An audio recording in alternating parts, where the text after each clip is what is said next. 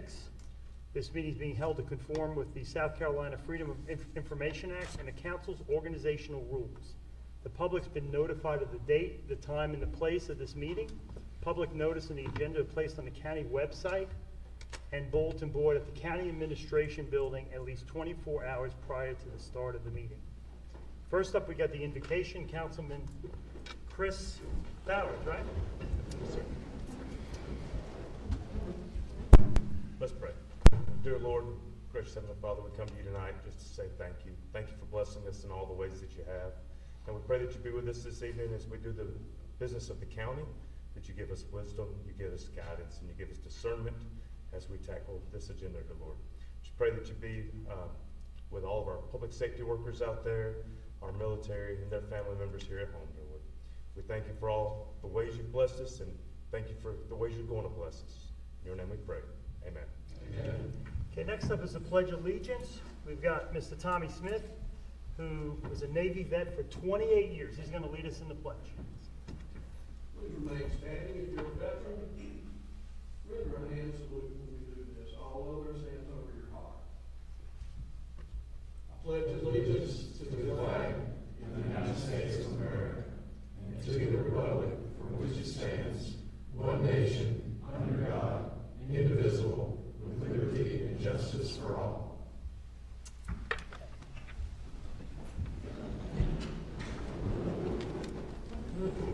Okay, I want to just have a little time out here. Last week, Megan was all the news. And she was on Facebook, she was in the new newspaper, and we will not disappoint you tonight. So Megan's going to be leaving us at some point in the next month and moving on to bigger and better things to work with the city of Pickens. So, and there is lots of chocolate that's going to come in handy for you when you move over there. Thank you very much.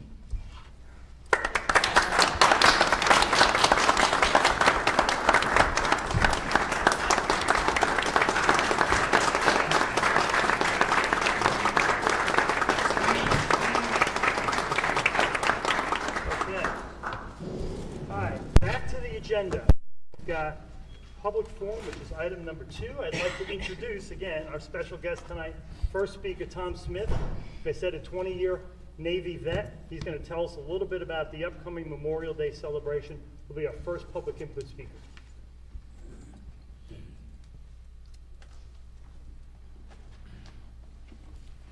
Thank you, Mr. Chairman. My name's Tom Smith. I am the chairman of the Memorial Day celebration that's held in 6 Mile every year. We've been doing this for over 15 years. In addition to honoring the 4 Medal of Honor recipients from Pickens County, which by the way is the highest number per capita in the United States, we also pay tribute to all the others who have given their ultimate sacrifice in defense of this nation. We always hold that on May the 30th, except if May the 30th falls on a Sunday. For those of you thinking that it's May the 25th, yeah, that's the day off, but May the 30th is actually Memorial Day. The only time we don't hold it on that day if it's on a Sunday. This year, May the 30th is on Saturday. In addition to the 6 Mile event, there will be 4 other brief but meaningful remembrance ceremonies in the following locations. At the 6 Mile Fire Station, honoring Furman Smith. At the Pickens Rural Fire Station, honoring Charles Barker.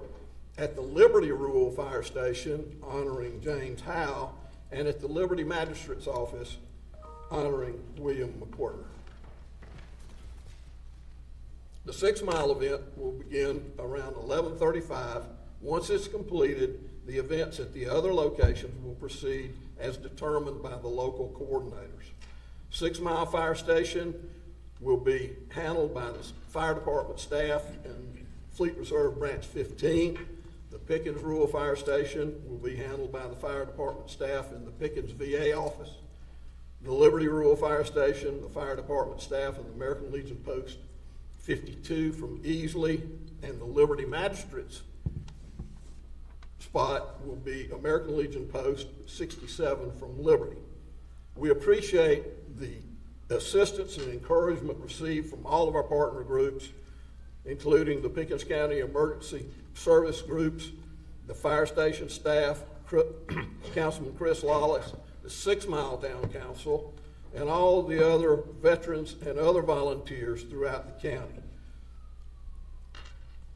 We also appreciate the support of council and administration for this event and for the continued support of our veteran community across the county. Thank you very much. Thank you very much.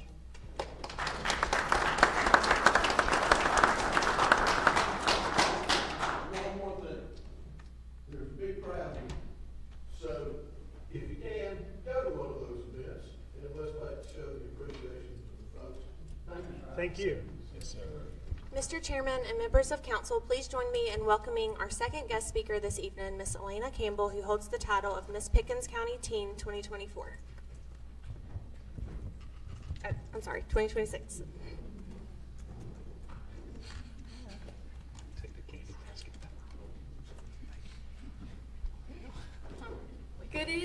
Good evening, everyone, and my name is Elena Campbell, Miss Pickens County's Teen 2026.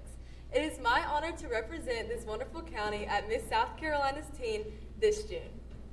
So, even though I live in Lugoff, I represent Pickens County. The Miss South Carolina organization allows anyone in any county in South Carolina to represent a specific county. So, even though I live in Lugoff, I'm still able to represent Pickens. So, my community service initiative is dementia awareness and support. And this is because my grandfather has dementia, and I see how hard it is for him and others all around the community. So I love advocating for that, but I would also love to be able to get involved with as many community events as possible.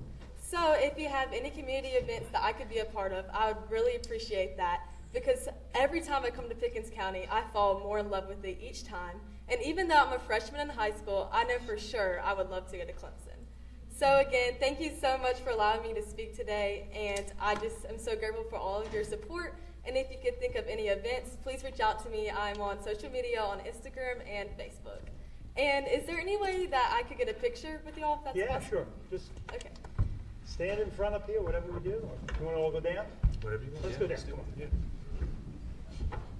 Yeah. You're amazing with no notes. That is good for you. Thank you.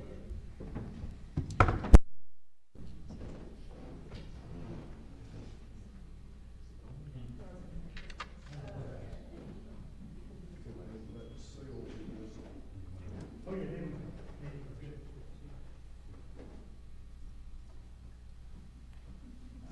Thank y'all.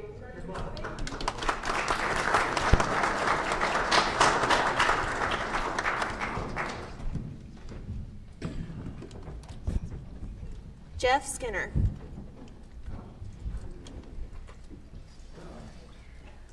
All right, guys, so tonight I want to talk to you guys about the Speedway. I know it's in kind of disrepair, but I think if we could get a hold of the Speedway, make it a county, property, if you guys could go ahead and fund it, buy it. There's room for all kinds of events. I do, my background, I do corporate events and I do concerts, and so I'm familiar with installing and putting shows on and that sort of thing, and it's a good little venue to have stuff like, barbecue cook-offs, concerts, events like Overrun from the Isaiah Festival. You could have a cruise from there to here.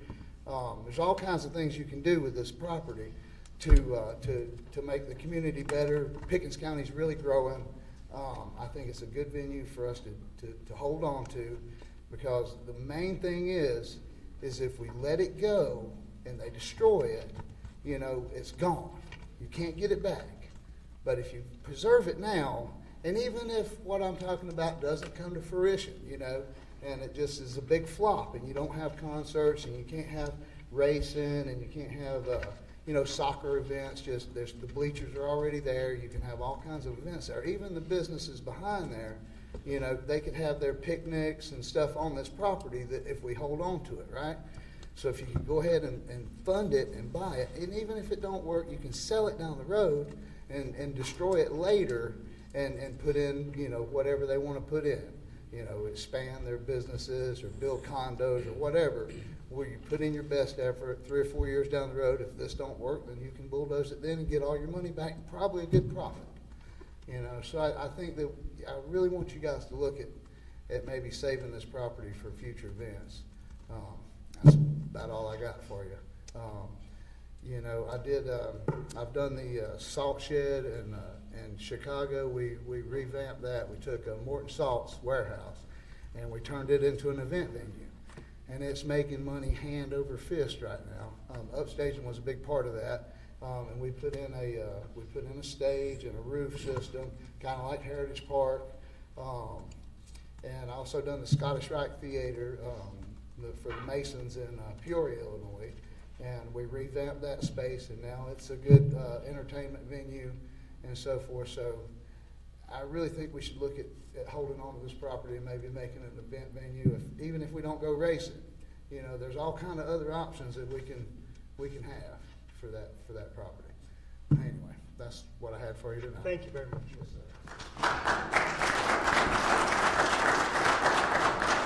Rebecca Simmons. Rebecca Simmons.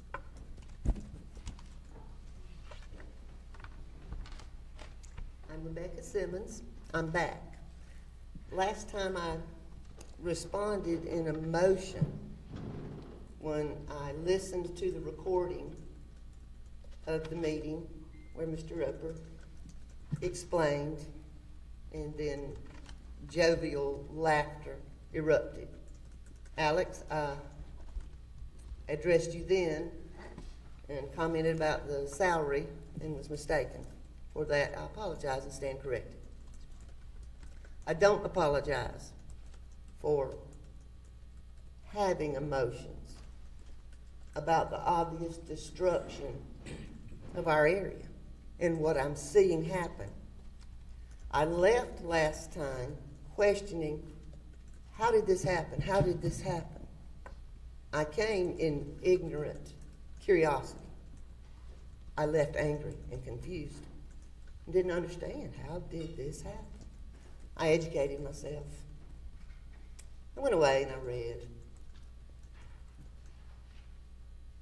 Found out how long, and understanding what you represent, who you represent, all of you. And then I began to understand the fact that you're disregarding the people. You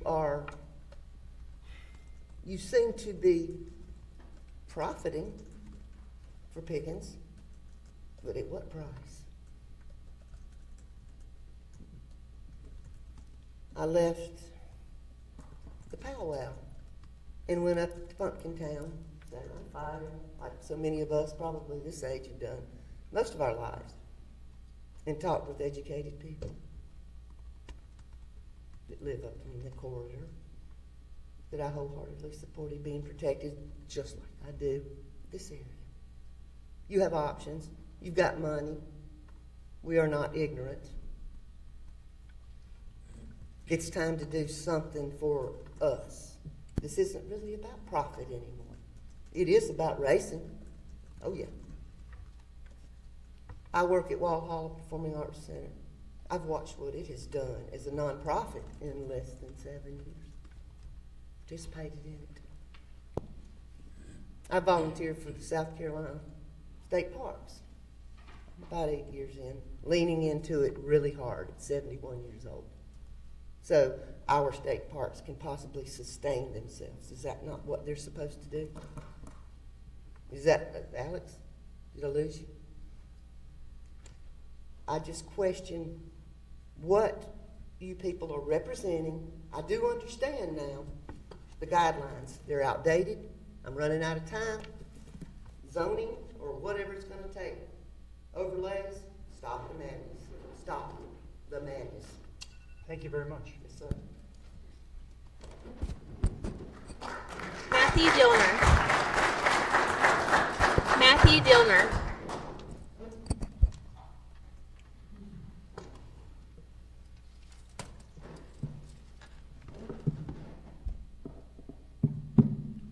Thank you again for having me.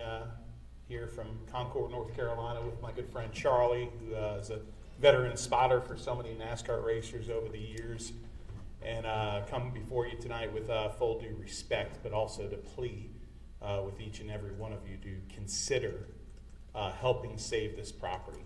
Whether it takes a rezoning, a spot zoning, whatever the legalities are, whatever we have to do, I think you guys all know the answer, and your heart really is to serve your people and to answer this plea from them. You know, they're asking you, they're coming here with their heart, but some of them are also coming here with support and ways and paths to do so. I prepared something that I wanted to say, but I don't want to do it. I want to speak from the heart. The gentleman that was just up here two people ago talked about the multi-use property deal. This is a racetrack to almost everybody here, but it's more than that and can be more for Pickens County, for this community, for South Carolina. I've seen racetracks in the winter open up and put lights around and make it a very profitable thing to have people come in and drive through and see the Christmas lights. I've seen the drive-in movies that a racetrack can be transformed even while being a racetrack.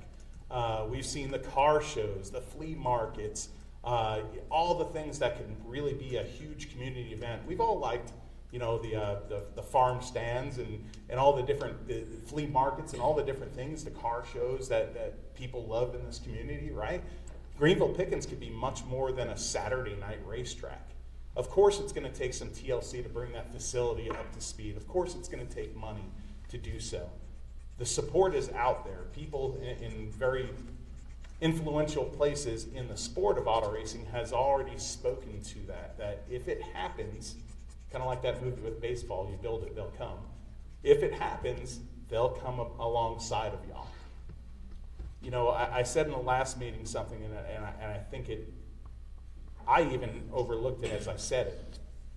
But I said it in a conversation today. I've got my little 10-year-old who's a little racing fan, and I've worked in the sport now. I've been blessed to do so for 30, 40 years. And when I'm not working, I bring him to auto races because it's how I was raised, and there's great community aspect to it if you've never been to a race. And there is not a chance ever that I will be taking him across state lines here to South Carolina, packing a cooler, staying in a hotel, going to a restaurant, going to a convenience store to watch a warehouse. And I know that sounds punny, but that's the decision that you all have right now. You know, make sure that decision fits the legacy and what your people want out of you. Thank you so much for your time, and I appreciate you all for that. Thank you very much.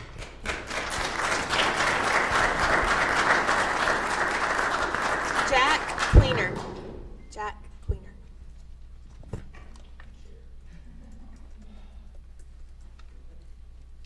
Good evening, members of council, Mr. Chairman. I'm here tonight to address the central TIF proposal that's before you this evening. My name is Jack Queener, and our property touches the newly annexed areas of the town of Central.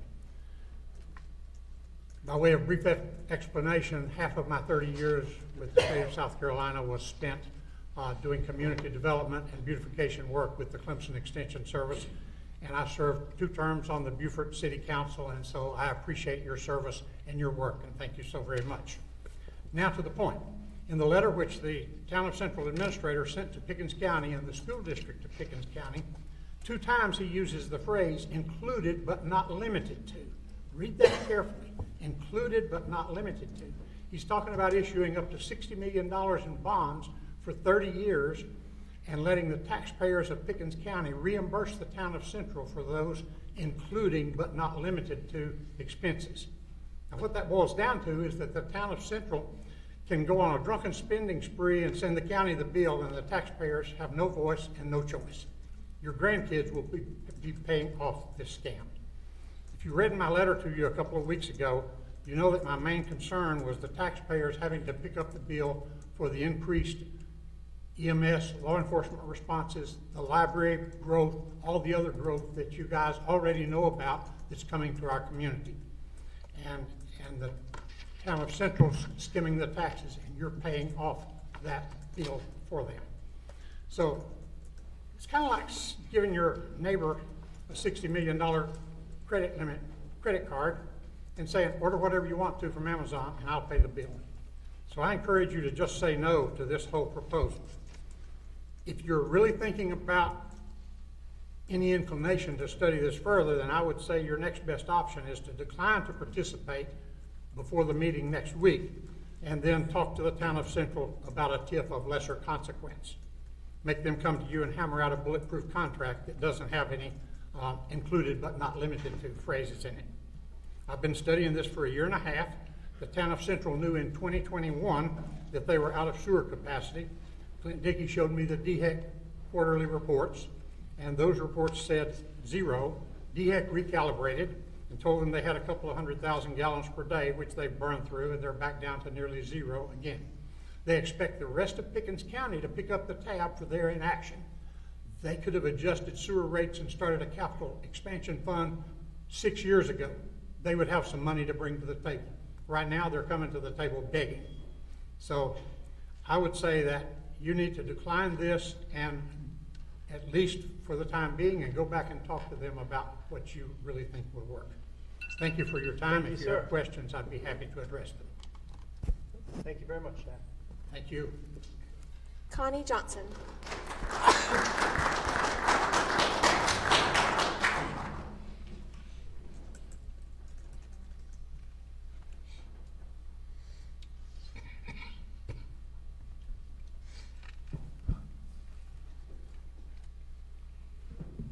Good evening, council members, neighbors, and fellow constituents. A simple quote I have heard from childhood: actions speak louder than words. In today's world, I believe words matter just as much as actions. A single social media post can reach thousands in seconds, and the way we speak to one another carries as much weight as our actions. Public service is built on trust, and trust is built on respect. Social media is a powerful tool that allows us to share thoughts, ideas, and updates instantly. The downside of that same tool is emotions can run high, and one comment can turn into hundreds, with individuals easily feeling ganged up on. More likely than not, people speak more harshly and hatefully to each other on the internet and are not held as accountable for their actions as they would if they were speaking face to face. Disagreement is healthy in a democracy, however, disrespect is not. I have been fighting for the Greenville-Pickens Speedway for years now. It started off a slow, quiet, and respectful campaign. However, in recent months, it has become a nationwide movement, but with that, it has also become loud, argumentative, and hateful. I have never encouraged or condoned any harassing phone calls or threats to any individual. I have tried to facilitate meetings where effective communication could be reached, documents could be shared, so all parties involved could see the other side of things. Some of the meetings have taken place and were successful. Some have not. Somewhere along the way, this stopped being about representing the community's opinions and values and became about personal views and desires. I have been ridiculed on social media, had my voice dismissed at council meetings, have been spoken condescending to, have been called things outside of my name just for believing in what I'm fighting for and refusing to take no for an answer.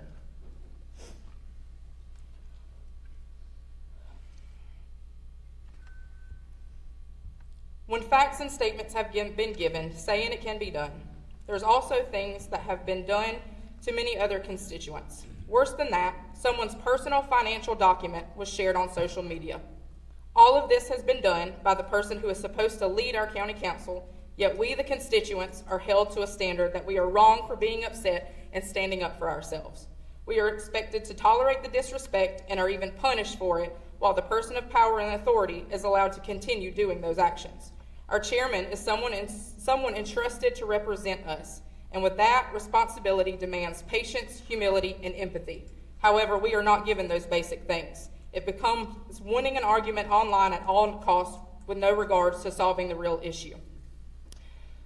I'm running out of time, so I would just like to say that the truth about how development does not come free and it comes to the hands of the taxpayers, and our infrastructure is already compromised and continuing to allow development when you do not have the ability to monitor and enforce the very ordinances and restrictions that this county places on them is just now negligent. Thank you. Tasha Comer.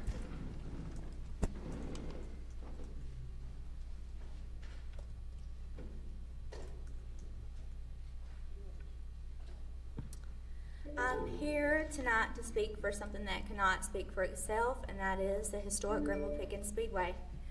Let me be very clear, this is not just about a racetrack. This is about whether the voices of the people in Pickens County still matter, because right now it doesn't feel like they do.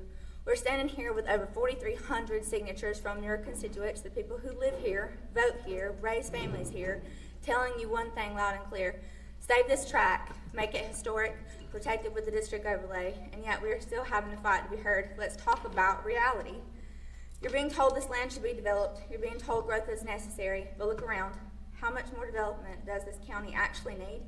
Highway 123 is already overwhelmed. The area surrounding the speedway is already built up. Traffic is worse than it's ever been, and now we're supposed to believe that tearing down a historic landmark to put up more buildings we don't need is somehow in the best interest of this county. It's not. It's not smart growth, it's not responsible planning, and it certainly is not what the people want, because if it was, we wouldn't be here tonight.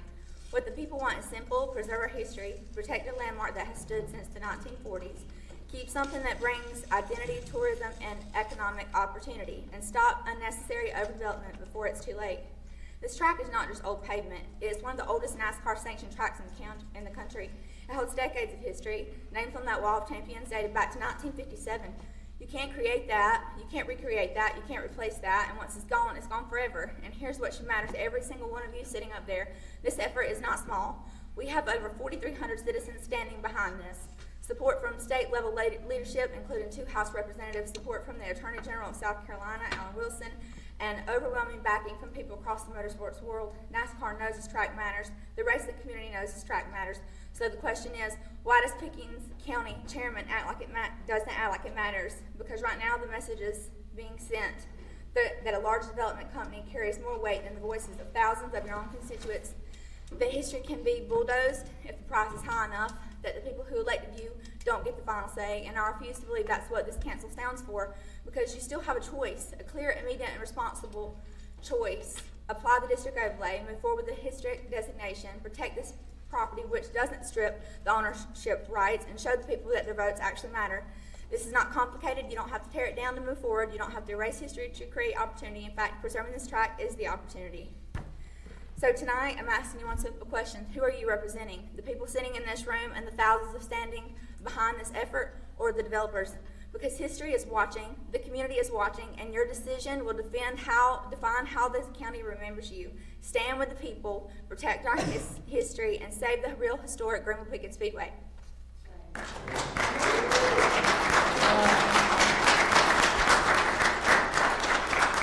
Logan Neely.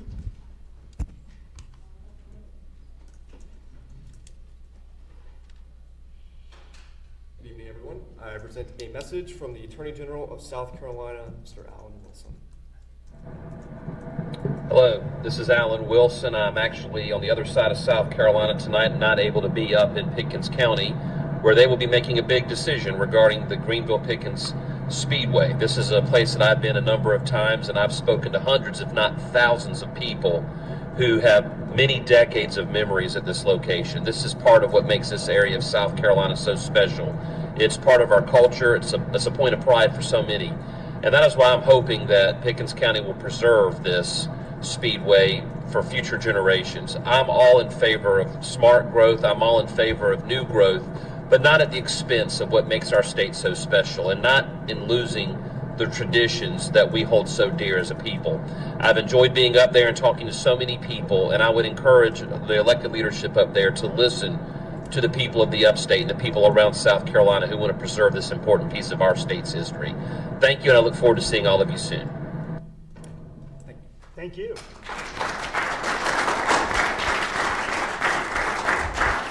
Connor Brazil. Good evening, County Council. Thank you so much for allowing me to speak for a focus on the Greenville-Pickens Speedway. I am Connor Brazil. As you made a resolution last month to quote-unquote make it historic, there are many of our communities at the Save the Speedway that's been desperately trying to get community inputs on saving historical landmarks in our county. Given the nature of understanding when y'all have been trying y'all very hardest to get it sold or find a buyer to make ends meet. Given the nature of the circumstances we have today in our community, this half-a-mile track could have a lot of potential not only for our health, but for recreation. Based on the studies, the length of the Greenville-Pickens Speedway Oval could burn at least between 40 and 80 calories if you run at least 0.5 miles a day. Restoring this track, if approved, could take a couple of months to do so, but will be worth the while to try to get it reopened as quickly as possible. Phase 5, though, on the other hand, will cause significant problems as it does cause a little bit of backlash to the backstretch of the Greenville-Pickens Speedway, in which we hope that doesn't go underway like that. But not only the traffic conditions, because we know local here in Pickens County, when it comes to traffic conditions on 123 during this process and having those warehouses and everything else, does tend to cause significant problems towards traffic and delay our times getting from point A to point B in a much needed permission. This area, Phase 5, should be left alone and preserved as a part of the track. It was home to the first nationally televised NASCAR race on April 10th of 1971. That's a day we won't forget about the track and its history. Take time to save history, which we want, and preserve such a good place to the historical staple, preventing it from turning to dust. Also, another point to out there, that could also be a good idea to use if you're having bicycles going down that trail too, like bicycling racing and many other different fun recreational events. But if we do save it, restore it, and bring it back to its glory former days, it will take months. It will take a lot of money. It will take a lot out of us, but in the long run would be absolutely worth it. Thank you for your time. Go Pickens. Go Greenville-Pickens Speedway. God bless. Good night. Thank you.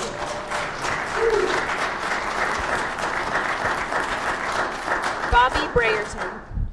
Bobby Brayerton.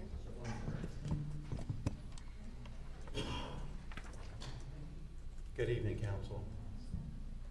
I was thinking about what I would say tonight, and yes, we've been hearing over and over, Greenville-Pickens Speedway is historic, and we want it to be deemed historic. But it occurred to me today, it's not just historic. It's part of American history. Do you realize this coming, let me just ask this question, and it's not a trick question at all, but do you know how old the racetrack is? It's going to be 80 years old. And do you know when operations started? It started on the 4th of July. Just think about that. The World War II generation that fought both the Germans and the Japanese at the same time and won, thank God, came back from America, or came back to America from those battlefields. And you know what they wanted to do? They wanted to race their 1940 Fords against their 1937 Chryslers. They wanted to raise families. They wanted to live a life of prosperity and peace. We've seen at least 2 presidents at Daytona 500s. One actually happened in 1984. I was watching that race. 1984 at the Daytona 500, President Ronald Reagan flew in. And it just so happened at that race, Richard Petty, who was my favorite driver back then, won his 200th race, NASCAR race, with President Ronald Reagan in attendance. And there's an amazing photo where Air Force One is landing at the Daytona airport, and Richard Petty's car is parallel with Air Force One. What do you think Bill France would say? What do you think they were thinking when they started operations on the 4th of July? It's because they wanted to celebrate America and this region and the people involved with the early days of racing on dirt tracks and farms and in fields.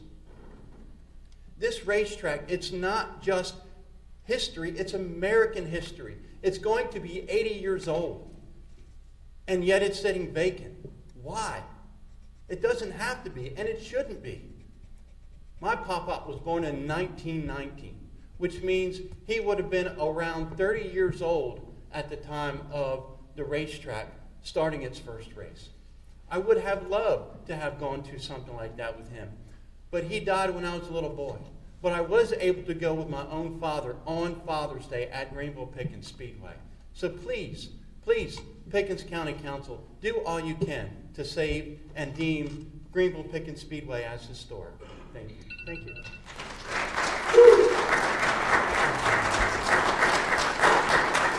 Josh Medlin. Josh Medlin.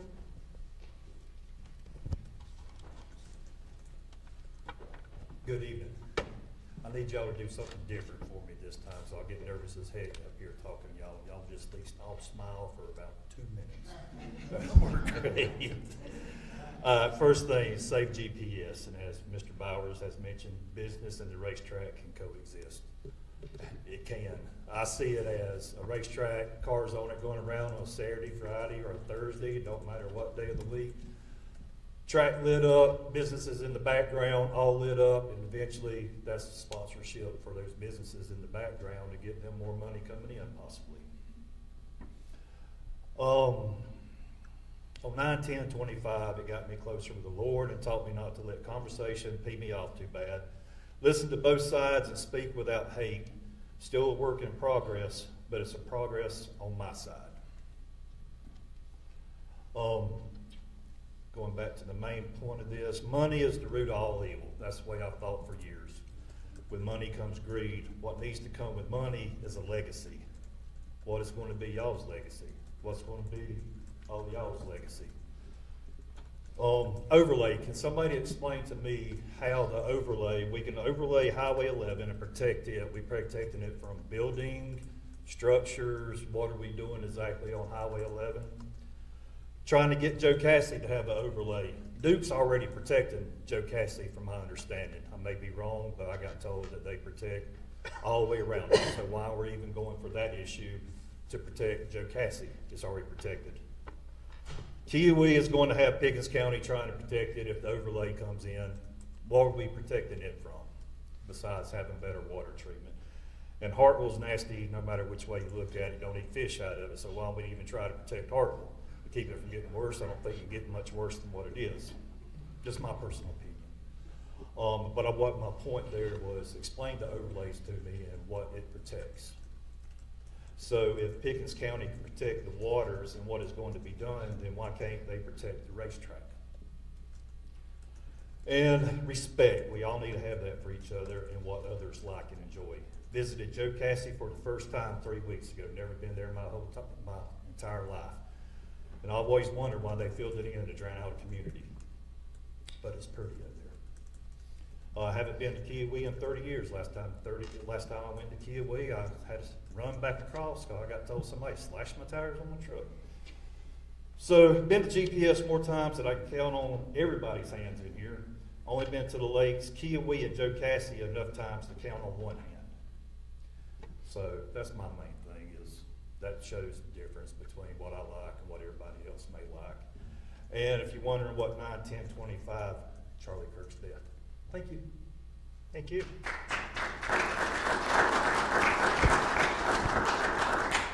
Mr. Chairman and members of council, this concludes the public forum. Okay, thank you very much. Next item up is going to be item number 3, approval of minutes. I'm going to make a motion to approve the minutes of April 6th and April 20th. Do I hear a second? Second. Any discussion on that? Those in favor, raise your right hand. Okay, those opposed, same sign, passes unanimously. Next item up is item number 4, the administrator's report. Mr. Roper. Mr. Chairman, members of council, thank you for the opportunity to update you on a few day-to-day issues that the county is facing at this time. I want to start and first brag on some of our public servants that recently graduated from the LEAPS class of 2026. This LEAPS class came about in 2022 when we sent a few of our county employees, Jamie Burns, Katie Corbin, Austin Dunn, Trad Julian, Tyler Merck, Jamie Reynolds, and Jessica Varney through a National Association of Counties leadership program. And I told them if we were going to invest in them, I needed them to do some project that helped back here. Well, the project they came up with was forming our own internal leadership program. And so they have led that program since. It's self-perpetuating. It has a group of advisors that are county employees that plan it year over year over year. At this point, we've had over 100 alumni, public servants that have gone through the leadership program to learn about civic rules, engagement, public speaking, learn about how to be a better, effective servant of the people. Those 100 alumni include multiple county employees from multiple departments. It also includes folks from the school district of Pickens County, Clemson University, and all 6 of our municipalities. So this is something that we're getting buy-in from the other public servants in the neighborhood. The LEAPS committee this year that planned and executed the program was Jamie Burns, Katie Corbin, Carrie Noswich, Lauren Smith, Jessica Barney, and Lane Wood, along with advisory members, and I think the sheriff was here just a moment ago, Tommy Blankenship, who was an early LEAPS adherent. He got involved with LEAPS very early and has served in his advisory capacity from before when he was sheriff. But he was still very involved this year, which we appreciate that. So beginning in 2025, last year, there's an experimental learning process that happens at the end of the LEAPS process, where our public servants pretend they're in a fictional doodle county, and they have to deal with some real-world problems like county council meetings, committees, citizen feedback, and they get hands-on experience doing that sort of thing. So we're really proud of them. This is the most recent class of graduates, and we just feel like this program is uniquely Pickens County. It uniquely prepares our young folks for it. When we get the next class going next year, we would invite y'all to be there. Councilmember Lang, I appreciate you coming to that. I know, Mr. Bowers, you've been to them in the past to see how we train our own, how we perpetuate good government, how we create effective public servants in Pickens County. So we're proud of all of those folks that participated and graduated this year. We're also proud to announce 2 new members of our planning staff. We're very excited to bring these as they bring unique skill sets and experience. Sydney Hancock, which you see on the left, is our new senior planner. Sydney has a couple of years' experience with Pickens County, but in addition to that, she holds a master's in public administration from Clemson University. And she has a vast knowledge of how things should work and has been working hard to become an effective voice here for us. And then also joining her now is Elise Pearson, who is a planning professional with multiple years of experience in strategic development and project coordination. She has a business degree from Liberty University, and she's known for improving the processes she gets involved in. So we're excited to have these 2 planning professionals on our staff working with our planning commission. I see 2 of our planning commissioners right here, working with them, and we look for good things from those new public servants.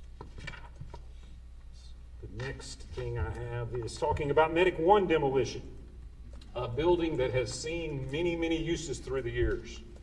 Some of you know the whole story of Medic 1. But that building has now been demolished. It was demolished by county roads and bridges crews who are very effective at doing that in a cost savings way.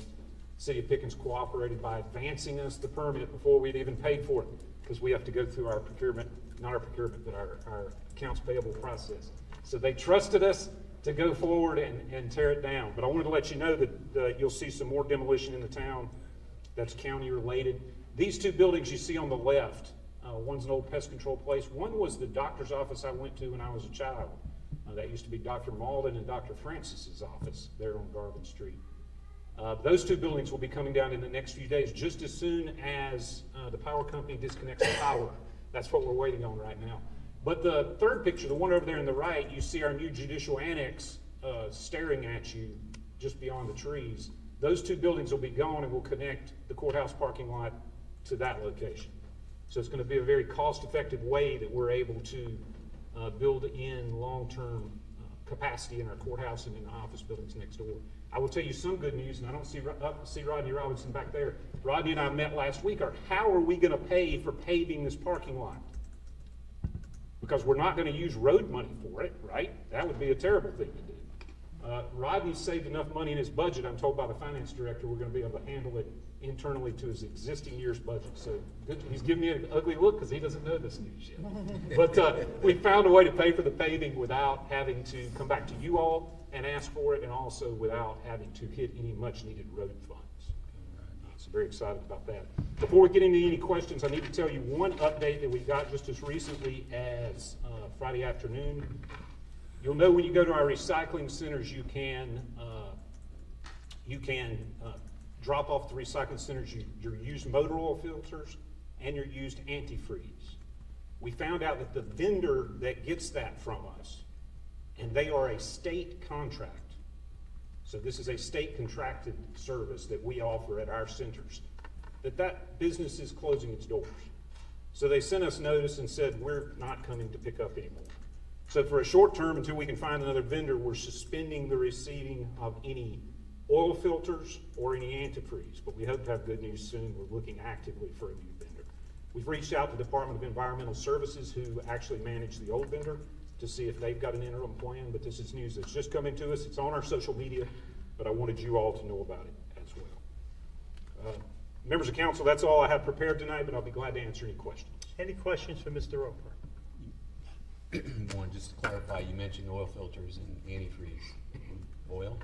They have not mentioned to me, in what I was briefed on today, that they were suspending oil. So it just says oil filters and antifreeze. Okay. So in the interim, the bucket's not all the way full. Keep bringing it. Okay. Any other questions? Good to go? Okay, thank you very much. Thank you, sir. Item number 5 is committee reports. We've got none. Item number 6 is council correspondence. Okay, on Monday, May 18th, we're likely to meet to discuss 4 items. Second reading on extending the moratorium on hotels, solar farms, and Highway 8 area. Medic 1 proposals. We should get 2 proposals on the new Medic 1. Another item is the administration's proposal for the 26-27 capital budget. We're going to discuss that in detail. And a budget presentation from the Soil and Water Department, as well as the Pickens County Sheriff's Office. Any other council correspondence? May I ask a question about that? Sure. So tonight is second reading of the budget, but then in 2 weeks, we have conversations about 2 departments who want to talk about their budget? Yeah. So that could be a potential change between second and third reading? Could be. Okay, thank you. You know, yeah, it could be. It's up to you. Chris, Councilor Bowers, you made changes right in that third reading, I remember. There's been plenty of times. That's what most of the changes used to occur, I remember. That's correct. So, Yeah, I just wish we'd had this earlier. okay, yeah, I know. Well, sorry about that. The one from the sheriff I just heard a couple days ago. So Okay. I just scheduled it. Next item up is a motion for new business. Do I hear any new business? Yes. Councilor Lane, where you go? Yeah, we've talked a lot. We've been talking, obviously the Speedway is a big deal recently, and we've been talking about ways that we can't save it. We haven't done a good job at all in looking at ways that we can save it. So I propose, I move that we refer the issue of Greenville Pickens Speedway, including its historical significance and any lawful options available to the county, to an ad hoc committee, I believe named the Historical Preservation Committee, for review and recommendation back to the council. I believe that the committee can sit and get the information that we need to have as a council to make the right decisions for the citizens of Pickens County. I'll second your motion. Okay, and what is it, just to discuss those different items? Yeah, we want to, what I see the committee doing is gathering the information needed for us to be able to present something reasonable to the council that says that gives us options on how we can save the racetrack. Okay. If I have a question for you, do you think, so you mentioned it would be like a historic preservation committee Yes, formed for this? yes. Is there a chance that the recommendation that could come out of that committee might be that some partial or particular zoning of the county might be the easiest method to do this? I mean, are they going to be open to making recommendations to us of a broad scope? I mean, I don't want to send them and tell them, hey, you need to make us an ordinance and come back. Will we be telling the committee, look into several different ways that this could be addressed? I think any option is on the table. And that then present it to us, and then it's up to us to vote on what option we have, what option we want to approve. Okay. Because that would be my interest is, I know that here on council, we have a lot of different opinions. Our committees are often made of council members. I would just like to encourage it to come back to us. Even if they're saying we considered these three and we recommend this one first or something, that we just make sure that all the options are looked at. So we as an entire council can then vote on them, on what the best option would be. I would support that. Go ahead. Okay. Well, where I'm at on this thing, and I've told people, if you take the emotional, historical argument out of it, at the core of it, this piece of property is owned by a private citizen. And this private citizen that owns this property is not interested in doing any of this. Now, do you really want the government to do something to someone's private property that's gonna affect them in a way that they can't do anything with it other than what it is? I mean, once you cross that line, and I mean, if this was happening to anybody out here in the audience, if somebody was trying to do this to you, I'd be saying the same thing, defending you as a private property owner. You know, it's been for sale, it is for sale, and short of somebody, I mean, if somebody buys it, I don't think there's anybody up here on this board that won't do everything they can to help preserve it. But I don't know, I'm not at the point where I think county government should be purchasing this. I'm just not. Well, that's right. I don't want this committee to come back and say the only solution is county government purchasing. The committee may come back and say that laws line up best for zoning, or we recommend this state historic. I mean, basically, it's asking to get a little more research back, as Mr. Lang said, to stop telling us all the things we can't do, and to give 2 or 3 options of what we can do. And I hear that, but, and you talk about zoning, it took us a year and a half to change the UDSA. It will take that long or longer if you decide to go down the zoning route.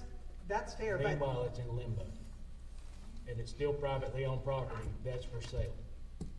So, you know, private property rights, I mean, I just really don't think you want the government coming in to somebody's private property and deeming it, this is what it is from here on out. I really don't.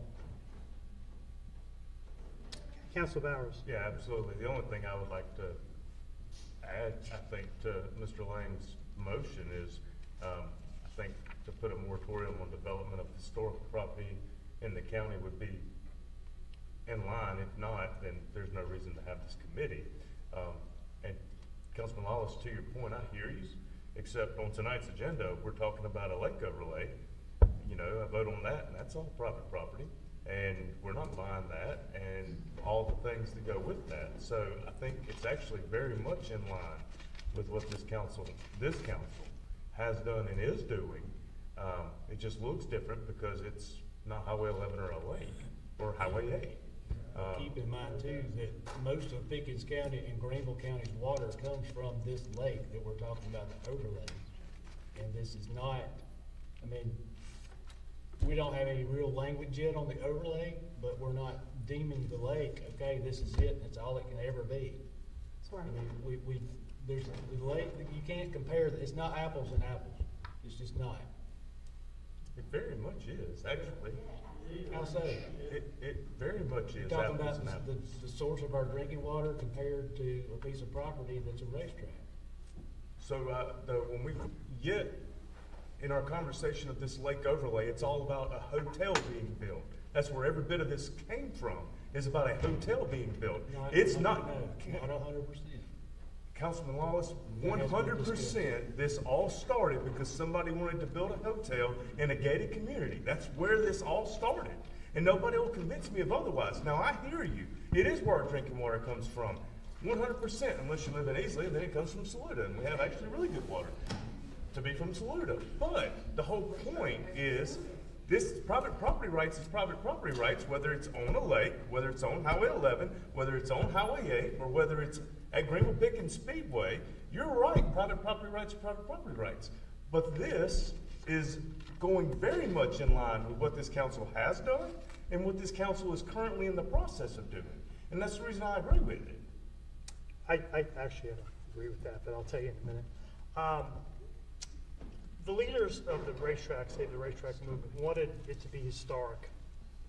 And it was put on the agenda, it was discussed, we wrote up a resolution, we passed it. And the solution, I think, for me, I think the best solution is for somebody to buy the track, restore it, and operate it. Once they own it, they can get local tax breaks from the county government, they can use tax money, we can help them with the National Registry designation. And then they'll get federal and state tax credits, like every other historical entity in this county. Now, the difference is those other historical entities are owned by the individuals who apply for those things. People that want to do this to the racetrack don't own it. So they can't apply to make it historical, and the guy that actually owns it doesn't want to make it historical. We can't pass a law to force him to do that. The second thing is this whole idea that the county will zone it. And I'm just going to explain basically how that process will work. Is they're going to zone the racetrack only to lower the price. Because what happens is, when you have the racetrack as racetrack only zoned, the owner can no longer sell it industrial, he can't sell it commercial, he can't sell it residential. Then 98% of the buyers go away.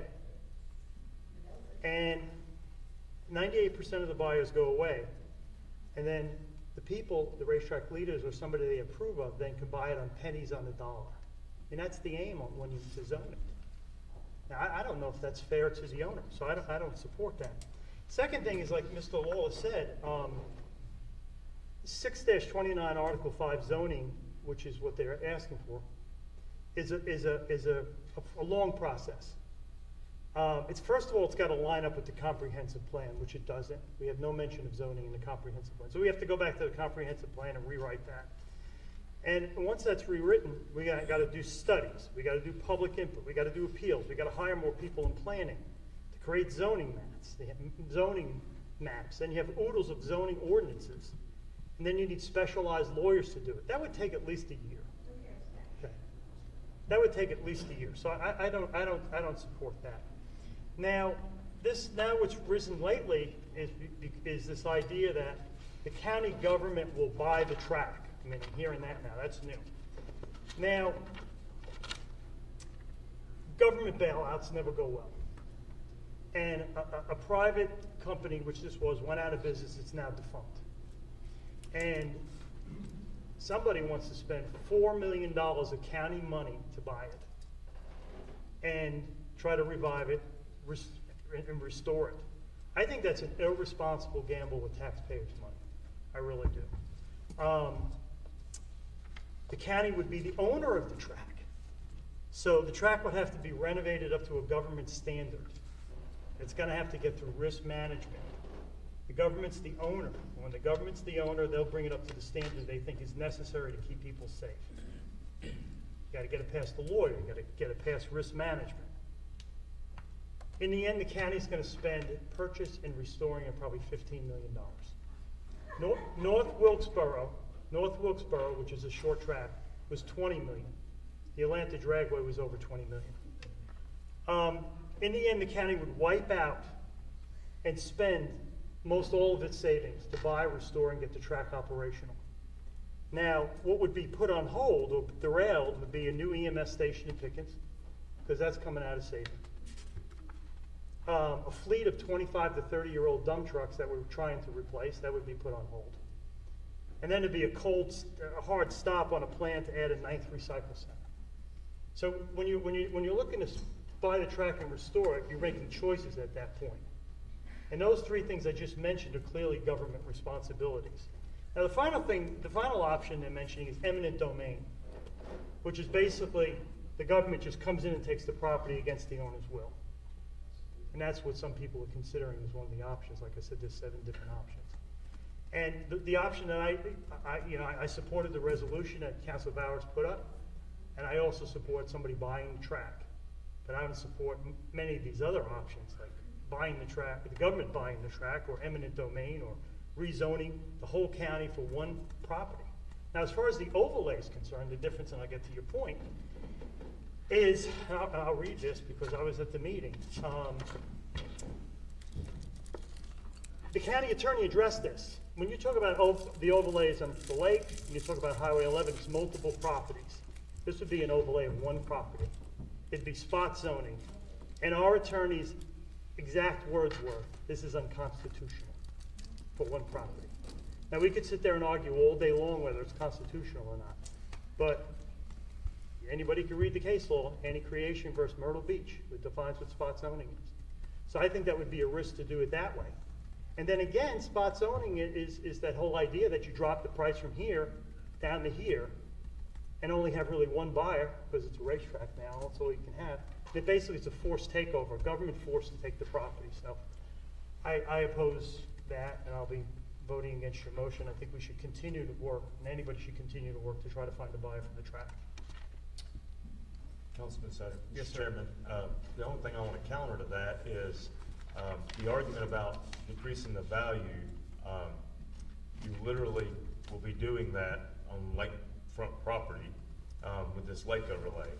I hear your point about the spot zoning. You can't say just the track, which is why ultimately I can remember as a child when I was staying with my grandfather and we were coming from TR, we go White Horse to whatever that road is, cut across, we come down 124, and we stop right there at the Peanut Man at the corner of Fish Trap and 124, and we get our peanuts. So I'd say from that intersection, that gets into the historical significance of that racetrack, all the way to the produce stand down there on 123 before you get to 153, that whole stretch. I'd be for expanding the entire overlay, historical overlay district would be completely fine with me to encompass all of that area. Because at the end of the day, I hear you loud and clear, but it's picking winners and losers. To say that a person can't build a hotel, that's going to decrease their property value by saying it's got to be nothing but a racetrack. It's literally the same argument that you're making, and it just makes no sense. It seems very arbitrary. No, it's not. I mean, you can go back 3 years and find oodles of writing on what I've written about Highway 11 in northern Pickens County. No new commercial, no new subdivisions, no new industrial. I wrote about it numerous times. That was my plan for Highway 11. Got one vote, my own. So the idea that I'm just coming up with some hotel that's not even in my district is just not true. The other thing is when you look at the overlay, when you look at what we did on Highway 11, which was that was an overlay. And then also the lakes, we did massive public input with the owners of that property. The owners, and I went through this last time. I did 166 doors one time, 101 another time. The owners were blowing me off the porch, saying how badly they wanted those restrictions put in, so their neighbors didn't sell out to Dollar General. The difference is on the lake and on Highway 11, the owners want it. The one owner here doesn't want it. Now, if you can convince that owner to do this, I'll support that all day long. That's the issue. There's a WSPA actually has it on their website where the owner or the potential owner, whatever, however that contract looks, is all for the racetrack and saving the racetrack. He said it. I said it. I was there. He was there. It was all over the news. So to come back now today and say you don't want it is completely different. This whole project started, everything started with the racetrack. I believe it was one of y'all that mentioned the coexist. That literally, I didn't create that. That wasn't just cooked up. That was from the beginning. So you can't tell me that the owner didn't want it. That's not what was advertised. That's what I heard loud and clear. So, because I'm missing you, so the owner is, you're saying Phil Wilson wanted it? Phil Wilson stood. It was on the news. WSPA has it on their website. If you'll go back and look. Okay, so when you, and actually the actual owner is Kevin Whitaker, but That's right. Wilson has an option to buy. When you look at the agreement between this, you got to look at this closely, between Phil Wilson and the state historical whatever. And I read that agreement that we've just gotten recently. It says that it's eligible for putting on the historic site, the National Registry. Why is it only eligible? It's only eligible because the owner objects to it. I'm telling you what the owner told me and everyone else. That's what I Well, know then have off him of. come in here and say he wants to put it on a historical site. Or he wants to do Councilman that. Sadi, you're missing my point. I am. I don't get it. You don't. You're saying that the owner don't want it. I'm telling you that the owner said that he did want it, which is why I'm so passionate about it today. Kevin Whitaker, or The person that has the right to refusal. not the actual? Well, then he owner? can go apply for it then. Why doesn't he go apply for it now? like I said, I think that's the problem, is that the owner of the track doesn't want to make it historic because he doesn't want to operate as a track because he doesn't think it's economically viable. He doesn't. You want to make it historic and preserve it as a track. He doesn't. He's trying to sell it. I mean, like I said, I don't think he wants. I mean, you're saying Kevin Whitaker No, I'm saying Phil Wilson. You asked me that question and I said yes.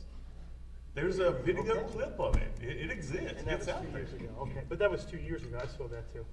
It was the 2 years construction ago. rental let? Yeah, yeah. All right, I'm skeptical now. So I've been running for the last 2 years in my mind of the thought of we're saying the racetrack is going to exist. Okay.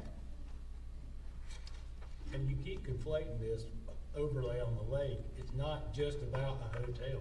It's about multifamily. It's about commercial. It's about. You're really knocking the value down on the property. Yeah, but the owners are willing to do it though. The majority of the We're owners having up there public meetings. want it done. There are 15 developments on the lake and countless private property lots. And that's why we're having the public meetings for people to come and give their input. I hear you. Yeah, So, this is why, it's amazing to me how if I say the Z word, which is zoning, everyone's like, we're against that. And yet everything y'all keep talking about would be handled it. You don't have to zone the whole county, you can zone parts of it. If we have the power to make historic districts, we can protect Haygood Mill. We can make that entire area historic and make sure that it never gets developed. We can protect the racetrack. There are plenty of very historic parts of Pickens County. I mean, we're just looking at a sinkhole that just messed up East Sequina, the Stump House Tunnel. They have done a good job of making parks, but there are some areas around there that you wonder if nearby development affected something that most of us consider historic. So having the power to have historic overlays in the county would be powerful. And that, it's historic zones. That same zone could keep us from pussyfooting around this term of, oh, it's an overlay, it's not zoning. You can't just go in and say, we don't want industrial on the lake, while at the same time saying this is about water quality. If it's about water quality, our focus is on working with scientists and working with land engineers and making sure the water is protected. You start there. You don't start with what kind of development you want. If you want to start with what kind of development you want, then you're having a zoning conversation. And that's why I actually think this council, the same council that I started with a few years ago that said zoning is a bad word, don't ever say it, has actually been working towards that concept for years. You do not have to zone the entire county. You do not have to say that every single person's property. You can do, we want the power to have historic areas and we want the power to have environmentally protected areas. We could do that. And Chairman, you keep telling me that it will take a year and a half. I appreciate that, but I haven't actually had anyone sit down and give us all the steps, which is why I support this concept of a committee. We had a committee of a few people who are going to spend the next few weeks doing a deep dive on what would having county zoning with the power to have a historic and an environmental overlay, historic zones and environmental zones, what would that do? And I do share your concern about personal property rights, but, which is why I get uncomfortable when we start talking about intervening in a land sale while it's going on, or telling someone they're suddenly in an overlay district. But governments are given the power to zone. Coney County does it, Greenville County does it. This is not something that's foreign. We have zoning. That is something that is within our power. So I just want to, I support this committee because I want someone doing the work to say this is exactly what it would look like. Here is a timeline, and I don't want to just be told that'll take a year and a half, let's not even start. Like I said,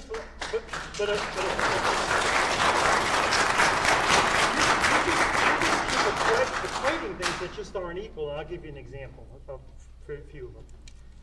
The overlays can be you're saying the overlays can be handled with zoning. That's what Yeah, we can have a lake zone. Okay. Nobody's asking for that. Like I said, let me finish. I knocked all those doors on 11. Nobody said zone it. I went to a meeting. Nobody said zone it. He went to a meeting. Nobody said zone it. You should go to the next meeting and see what they say. Nobody's saying the zone that. Zoning is much more intrusive. This is the difference between an overlay and zoning. Let's just say residential only. Let's just theoretically say residential only. That's an overlay. What zoning is you go to each parcel.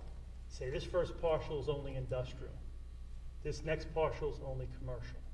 This next parcel is multifamily. This next parcel is... People don't want that reaching down that deeply to their property. That's the difference between a zoning and overlay. Now, we may get there at some point, but people don't want it. I'm telling you, the ones I've knocked the doors, they don't want it. Now when you talk about the Haggard Mill, which we own, the county government owns it, so there's not an issue there. That's a bad example. Now, let's say the Haggard Malden House or Soapstone Church. They're not saying pass zoning so they can make their historical property historic when it's already historic. What other property in this county would benefit what you're saying? I can't think of any example of a so-called historic property or would-be historic property that isn't historic now, or it wouldn't be in the process, or wouldn't be hard to do. The only reason this is difficult is the owner doesn't. Point out a difference here. The owner doesn't want to do it. What you're mentioning, the owner of the property got it historic. Yeah. They owned it, they applied, they did everything they were supposed to do. They wanted it to be historic. The Haggard Malden House, Soapstone Church, the guy came and spoke. And that's the difference. You want to say, I know he doesn't want to do it, but we're going to use the force of government to force it on him, drive the price down. He's not going to want a racetrack. He doesn't want it. I spoke to Kevin Whitaker. I asked him point blank. Exactly. If he doesn't want it, what's it matter? So he doesn't want to make it a racetrack. So at that point, when you go from any use from industrial, commercial, residential to racetrack only, it's a $400,000 property. He loses $3.6 million. He doesn't want a racetrack. He'll turn around and sell it. That's the aim here. I oppose that. That racetrack, that you can determine what it's going to be worth given its revenue as a racetrack only. It's going to go to about $400,000 or $500,000. That's it. So we're basically taking $3.6 million from this guy, and I'm opposed to that. Okay, point of Find order. somebody who has the $4 million and then buy it. So point of order is the motion was to create a historic preservation committee to look at options. I threw out that zoning may be one of the options they come back to us, which we could then talk about, but they could actually take the time to do the steps and tell us exactly what it would be. They might also come back and say, we should just talk with the owner more about what the benefits of the state regulation. I don't know what this committee is going to come back with. I just feel like it's time that a couple people did a deep dive in public where people can follow and see the work being done, because I think there's been a lot of conversations behind the scenes. I just support Councilor Lang's suggestion that this be a committee that super focuses on it. We still get to vote. They could come back here in a month and say, we present 3 options, here they are in our order of what you be, and they get completely voted down by that council, and that's fine. But at least we had a public conversation with research of what all the steps are, instead of people saying, no, let's not even start. So I support. Like I said, I've gone through every option in my mind. I know you have. That you're one. That's. Yeah. You have anything else you want to say, Councilor Lane? And I agree with Councilor Linville. We haven't taken a look at every option, and I think we owe it to ourselves to create the committee, to come up, take a look at what our options truly are. There's some out there that is, I'm sure, that weren't even being talked about tonight, in positive and negative. Let the committee be formed, let the committee do its job, come back to us, make the recommendation, and we vote at that time. And I don't believe there's any harm in that whatsoever. So your motion is to have that committee. So it'd be like a special committee, 3 members? Yep. Okay. All right. Any other discussion on that? I would make the motion to amend the motion to place a moratorium on that corridor while that committee does its investigation. Are you allowed to do that, Councilor? Am I allowed to do that? Can you repeat it? You said you wanted Yeah, to. my motion was to place a moratorium on that corridor while the committee investigates the original motion. So, this is a little bit two-pronged, because as y'all know, moratoriums, they're legally vulnerable, and so with that, I think the appropriate motion would be made so that we can go into executive session to discuss any sort of legal implications or any sort of defenses that we may need for that, to discuss whether a moratorium is appropriate. I know I feel confident you can't pass it right now. I'm not spot moratorium anything. I didn't identify one parcel. I addressed it as a corridor. I don't see why it would be different than any other overlay. Well, I mean, it's not on the agenda. That's part of the problem. We are new business. No, but I mean, the idea of a moratorium is not on the agenda. Point of order. Neither is this. Yeah, but, This last 30 minutes of conversation. Point of order. So anything that results in final action does have to be on a published agenda. So the ad hoc committee, that is not a final action, that's just setting a committee. A moratorium is final action because it allows you guys to make a final impression, a final opinion, and so that would need to be on a published agenda. Again, if you guys want to discuss what legal implications come with the moratorium, like you were suggesting, as y'all know, they're very narrow and they are for a very specific purpose. And so to discuss those legal implications, we would need to go into executive session because that would be attorney-client privilege. yeah, so how about this? I'll try to help you. Why don't you make a motion to put it on the agenda next month? Yeah, so they can tear it down. Hold on. What she just said, and there's this state, it's not a law, it's case law. Simpkins versus City of Gaffney. You're not allowed, moratoriums, first reading, stop everything. Correct, Ken? That's correct. And then the other thing is to have a committee. You cannot have a final action on something unless it's on the agenda. Okay, that's the rule.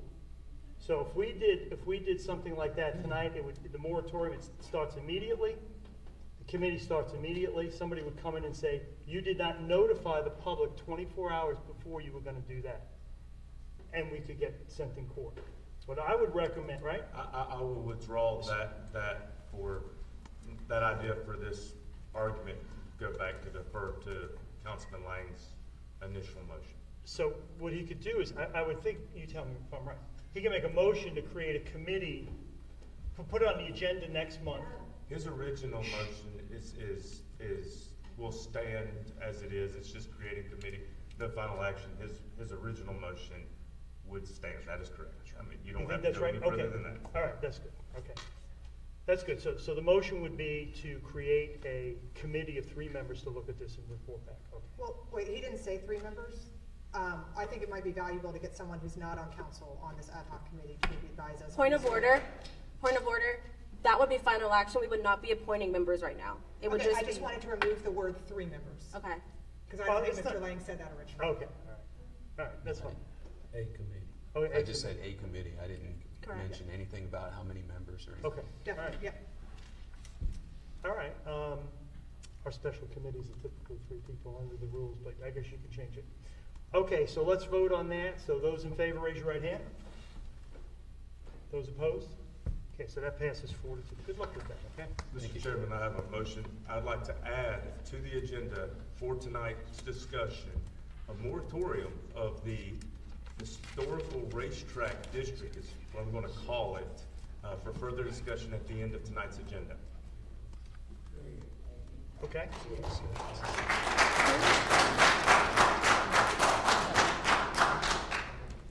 All right. Do you hear a second on that? I did not. Could you say it one more time? When did motion to discuss To moratorium? add to tonight's agenda for discussion at the end of the agenda, a moratorium on the historic, what I call it, racetrack district. I'll second. Okay, any discussion on that? What are the boundaries of the district? That will be discussed because you can't discuss it during motion period new business because there would be final. But according to our rules, you can take final action if this council will unanimously put it on the agenda for tonight's meeting. It would then be on the final agenda that is published along with our meeting minutes, which does put it within the purview, scope, and the legalities of the law. So this has to be unanimous? vote? It does. And if it's not, it then can go to an agenda or a committee meeting at the chairman's approval. Okay. Okay, those in favor, raise your right hand. Those opposed? Of course you did. Okay, that fails 3-3. Okay. Thank you very much. Any other new business? That failed 3-3. Any other new business? Okay. Next item number is 8A. It's first reading and title only to extend for 3 months the temporary moratorium on commercial lodging, establishments, solar farms, and the Highway 8 area. So I'll make a motion to approve 8A as presented. Do I hear a second? I'll second. Okay, any discussion? Okay, so this is gonna, what we did was, we put a moratorium on 5 things. What was it? RV parks, campgrounds, solar farms, hotels, and, what was it, Highway 8. Multifamily. Oh, yeah, it was Highway 8. And what happened was, after 6 months, only 2 of them have been approved. So there's 3 more that lay out there. So we got to extend that with the moratorium 3 months in order to keep that stuff protected while we create legislation on that. To be clear, they're being worked on. Oh, yeah, they're being worked on, oh, yeah, no doubt. Okay, so any discussion about first reading and title only on extending that moratorium? Mr. Chairman, I just want to make sure I understand how this is not going to affect the property values of these pieces of property. Now, personally, I've been very supportive of these overlays. I think they are a great thing. I think, to Ms. Linville's point, we tiptoed around the zoning word, but a black and white striped horse is a zebra, so it's okay to call it that. And maybe that is what we need to do and stop calling them overlays. You don't have to micro-zone. You can zone in a wide swath that looks identical to these overlays. So I just want to make sure, while I am okay with it, I want to make sure or understand the difference in what we just discussed versus what the thoughts are here, because I didn't hear a legitimate argument. Okay. Just read 6-29 Article 5 and you'll see the difference between zoning, which that is the zoning ordinance under state law, and there's nothing mentioned about overlays. They're different things. Okay, any discussion on this? Did you not bring up the Highway 8 overlay? I just said I'm for it. I literally just said I'm for it. But you're sitting there questioning everything. I'm questioning the difference because there's not one. There's not, folks, there's 6-29 Article 5 is the state zoning law. Read it, understand it. It is different than an overlay. It's 2 different things. Land use has so many different ways to do it. Right-of-ways, zoning, overlays, all sorts of different ways to control land. Land use and zoning are 2 different things, and an overlay is different as well. It's under the law, it's very clear. Okay, those in favor of this, extend your right hand. Okay. Those opposed, same sign. That passes unanimously. Okay, next up is item number 9A. It's a second reading on adopting a budget amendment for the current fiscal year. Mr. Roper. Yes, Mr. Chairman, I'll ask Finance Director Ralph Greeno to step to the podium. Good evening, Council. Thank you for letting me come before you tonight. You should have under the Ordinance 682 detail of the budget amendment for 2026. Basically what it does, it takes the original budget that Council approved back in June of last year, and any amendments that have been made, any budget adjustments that's been made, we have to put that on another ordinance, and you have before you the detail of that by each department. It shows you what additional revenues we've had and any additional expenditures that we've had that was not a part of the original budget. So for example, we have to reallocate, and this is according to our auditors and legal counsel, if something rolls over from the previous year, say we ordered 2 ambulances, and the ambulances didn't come in before June, then we have to reallocate that money and have a public hearing on it, just like the same way that we do the original budget proposal like we're doing right now on item number B. So I've got all the detail behind there. There will be a couple more changes that's taken place since I've given this to the administrator to give to council. I'm not sure if y'all have any questions. If you do, I'll be glad to go over it with you. Okay, any questions for Mr. Greeno? It looks like you got a lot of transfers going on there, right? Yeah, there's a lot of things that happen. Like I Yeah. said, if it's ambulances that you budgeted in 2025, we didn't get to take position in the ambulance until this year, then we have to amend the budget because that wasn't part of the original budget for 2026. So there's a lot of transactions like that goes on. If it's a PO for, like I always give an example, a PO for a case of paper that we ordered in June, we didn't get it till July. then we have to reallocate that money for that case of pay. Yeah, it looks like, for example, the HVAC at the library, 1.8 million. Right. Came out of library fund, transferred in general. That's money carrying forward to the next year because we haven't completed that project yet. All right. So this could be described as housekeeping?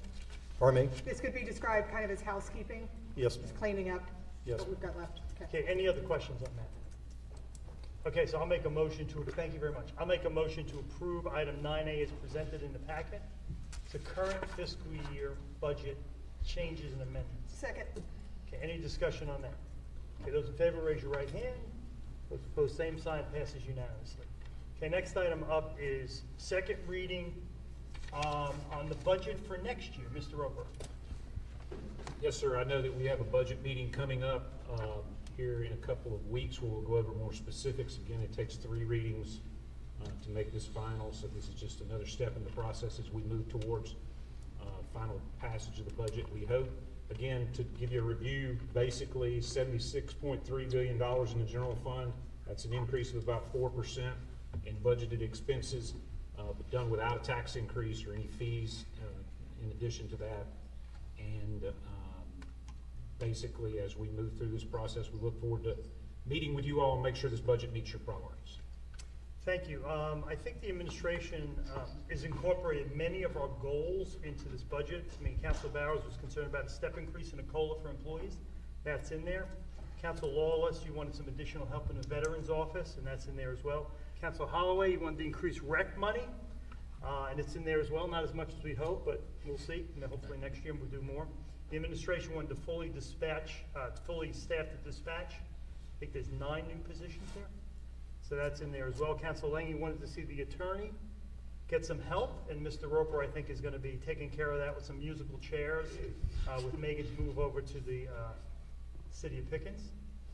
So that's done. Now, the one question I have is, what happened to the finance department, the extra employee that the auditor insisted on? Well, the auditor would probably want us to raise taxes to do that, and we didn't want to do that. So Mr. Greeno and I have had a couple of frank conversations about that, ways that we might could look to get him some relief. And specifically, a lot of counties are using SCORF money to get a grants position that would be dedicated to SCORF but could do other work. So we're looking at options. We're going to keep working at that because there's no question that the finance department has more work than the staff allows them to do, and they really have to bust it. So we're still working on that.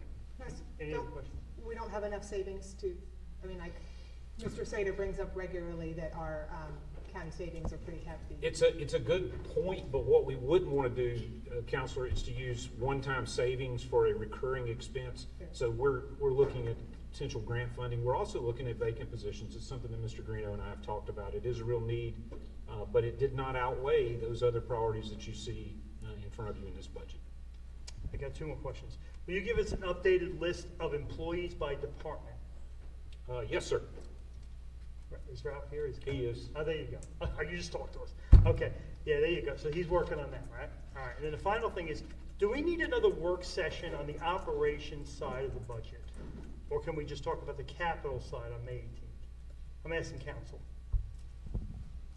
Because I'm satisfied with the budget the way it is. I thought when you look at, our priorities and goals that we have, most everything is in here. So I don't, other than that finance position, which you just gave me an answer to, I don't have an issue with it. How about the rest of these? I would like an update on that finance position between now and the 3rd reading, but short of that. Okay, just mention it May 18th meeting. Okay. I know you went down all the counselors and said how their goals fit into the budget, and I was left out of that. I was too. I did submit this concept of creating a nonprofit emergency reserve fund, and was wondering if this was an appropriate time to move that in, or if that goes better into the discussion we're having in 2 weeks. I mean, you can make a motion to do it right now. You can. Okay. So how about this? I'll make a motion to, let's see, accept item number 9B, which is the budget, as presented. Here, a second? Second. Okay, now you make an amendment. I'd like to make an amendment to include the inclusion of a Pickens County Nonprofit Emergency Reserve Fund. You all got documentation on this at our last meeting. I'd like to change from the documentation. I had suggested to be 1/10 of a mil, and now that the value of a mil is higher than it was than I had originally thought, I suggest this be 1/15 of a mil, which works out to about $54,000 that as y'all may remember from the documentation, would provide, just every year, would go into a fund for a nonprofit emergency reserve fund for if any Pickens County nonprofit finds itself in dire straits over having a significant problem happen to them or not being able to secure funds in time, they could come ask county to access this emergency fund. It goes through the details of the qualifications that they would need to apply, how they do it, and how we would vote for it. This would work similarly to rec funds, but not on a timing. It would be emergency. And hopefully there will be years where nobody asks, and this could build up to really help. But I'll second your motion. thank you. Any other discussion on that? Okay, you want to say something? Yeah? No. But you know, my take on that is the rec program is probably underfunded, like Council Holloway said. It was 50,000. I think it was 50,000 since what, the 90s, probably. Probably since the recession, probably about 2010. Okay, I'm not even close. Okay, since 15 years, it's been stuck at $50,000. Now we're going to make it a priority to try to increase it. And there was some programs this year we frankly just couldn't fund because there wasn't enough money. So if we're going to put any money towards anything like this, like you said, it's like the rec program, I would put it towards the rec program, so I won't be voting for your suggestion. So if any new money comes up, I'm going to say put it towards that rec program, raise that 50,000 up more. So that's my opinion on that. My thought is, for a few years we had ARPA funds. From the Biden administration surrounding COVID, we were given a pile of money to help places that were affected by COVID or that could help in line with what ARPA funds were. That money was used to help Meals on Wheels when their roof collapsed. We could emergency respond to that. That was right before I started. ARPA money was used when the YMCA Child Care Center suddenly spiked in expenses, and they were at the end. The child care / senior combination in Easley was about to not be able to open because of a crisis in the end of their spending, and we were able to fill that in with ARPA. When we had a playground in Clemson, the only ABC-approved child care center that offers state scholarships to allow kids to get child care so their parents can work was risking losing their ABC certification because of a playground issue. We were not able to fund them with rec money because it wasn't in line with our rec rules, which I understood at the time. And several counselors came up afterwards and said, this is the exact thing people should be able to come ask us for, and rec money rules don't allow us to do that. So this is a rainy day fund because we recognize that we have a lot of small, hardworking nonprofits in Pickens County who are doing real work with maybe 1 or 2 staff members, and that crises sometimes happen. And I have received in my 4 years here a handful of emails from people saying, we don't know where else to turn. We have to have X amount of money or this could put our entire nonprofit in jeopardy. So this gives them a place to go. And I have to say, the county has nothing for you, I'm sorry. The county, we can't unlock any funds. We have money to pay for swim lessons, and I support swim lessons. We have money to pay for soccer equipment sometimes. That comes from rec funds. So a county council at one point agreed that recreation was an important offer of the county, and I agree with that and I support it. This gives us a little bit of flexible money since we don't have ARPA money anymore that could build up the years it's not asked for, but would allow somebody, a nonprofit that is serving our residents, if they're in crisis, they would have a place to come ask. It would always have to be voted on. So I'm not saying they'll always get it, and I said I outlined a bunch of restrictions on how to ask for it or pay it back or if there's any issues about it. It has pretty big parameters, and I welcome discussions on those parameters. I want y'all to feel comfortable with this. But what it does is allow this body to be able to say yes sometimes when a real crisis arrives, because right now we have no access to funds to ever say yes in those crises. Mr. Chairman, if I may. Sure. So just to lay out, forget the ARPA money, to lay out the, I just lost the word I was looking for, precedent, thank you. The precedent that this council, previous councils had set up until 2017, and Mr. Greeno can probably tell me the exact amount because he's smart like that. But this council previously used to give money to not-for-profits. It was a significant amount of money to not-for-profits. I would venture to say it was over $100,000 a year total if you looked at all the not-for-profits that benefited from that money. One of the things that happened in 17 was the council had to come up with a way to pay for a fund a pay increase for its employees. And one of the things we did is we cut literally everything pretty much except for the rec fund. That was the one thing that survived, but all the not-for-profits were cut off. The Samaritan Clinic, which was a wonderful thing, the animal shelter, or the Humane Society, not the animal shelter, the Humane Society was one of the things cut off. And so this council, it wasn't that they wanted to do away with supporting not-for-profits. It was financially at the time, the option was raise taxes, keep that stuff, raise taxes, or and fund the pay increase, or cut back, tighten the purse strings, and take care of the employees first and foremost. We've seen significant growth in the value of the mill in the last 9 years. And I feel like we've been great stewards of the money of the county for a long time. And I don't think we should ever get back to where we were, funding like we were for not-for-profits, but I do think there is a place for those not-for-profits that are similar to what we do with the rec funds, where there is a broad, where there is a life and quality of life piece involved, to where you could have such a thing. So do you think instead of emergency fund, this should be a regular fund? No, I literally said the opposite of that. All right, just checking. Yeah. Who would be the administrator of this? Would that fall in, what department would that fall under? Because this, the way I have it laid out, and again, that's up for debate or discussion or changes, is that because it would be emergency only, they would literally come to council and make their proposal. I like it. Directly. So it would be always up for vote. This idea is not that we have 12 nonprofits coming to us every month and saying we need money. This is an emergency fund that they have to meet I think certain. you probably will have 12 coming every month saying they got an emergency. Yep, then it'll be up to us to decide, it's a limited fund. I'm only asking for a 15th of a mil per year. It may never accumulate if we have that kind of problem, but I also know I've met some nonprofits around here where $5,000 can be the difference of whether or not they open their doors next month or not. If that's their emergency, this would give them options. But what I think it's going to be used more for is a place like their roof collapses.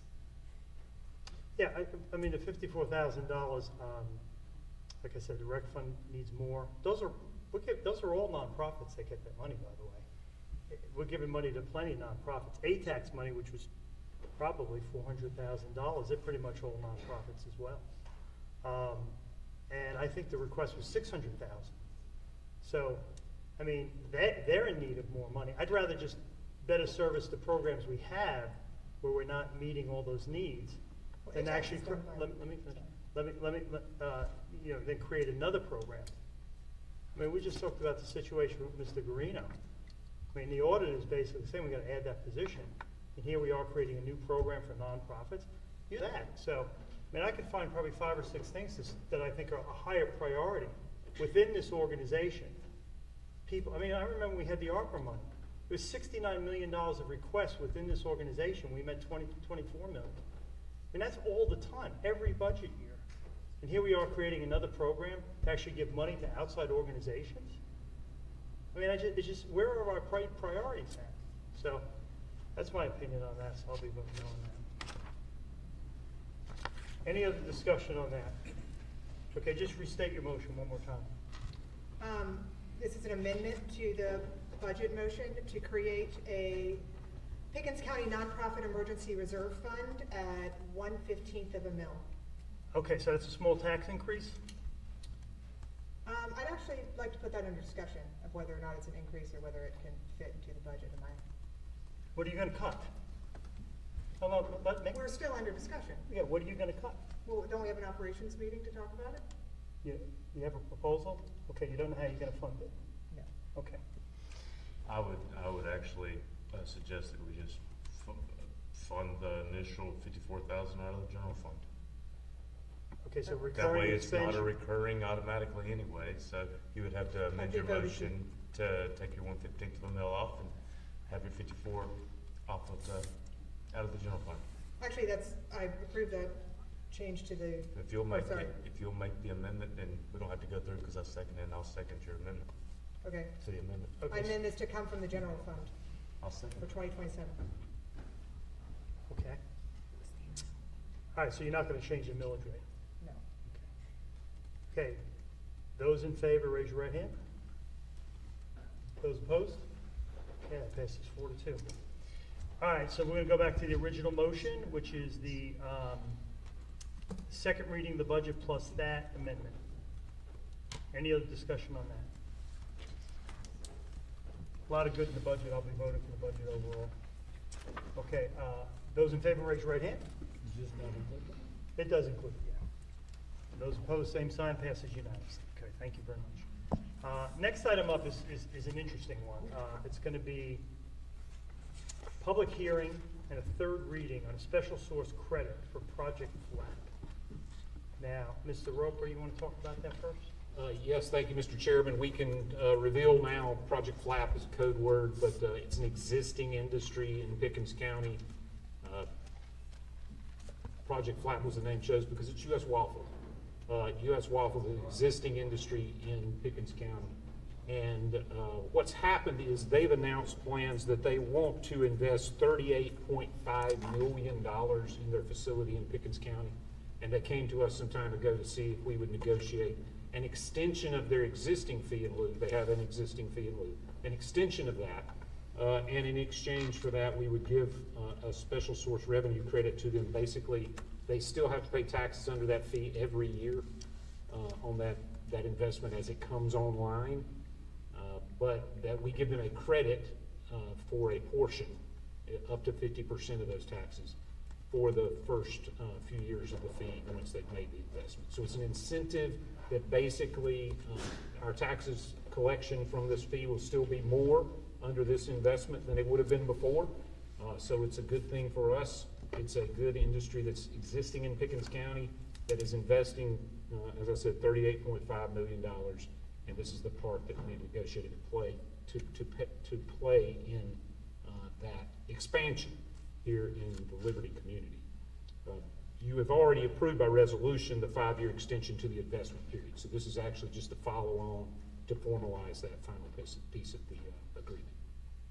Okay, so we're going to have a public hearing on it. So this is your opportunity. If you want to talk for and against that, you can get up at that podium. You got 3 minutes. Going once, twice, 3 times. Okay, so I'm going to make a motion to approve a third reading on special source credit between Pickens County and U.S. Waffle as presented in the packet. Do I hear a second? Second. Any discussion on that? Okay, those in favor, raise your right hand. Those opposed, same sign. That passes unanimously.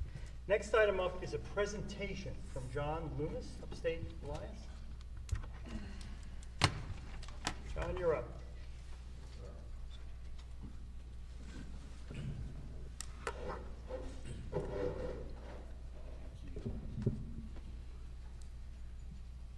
Well, good evening.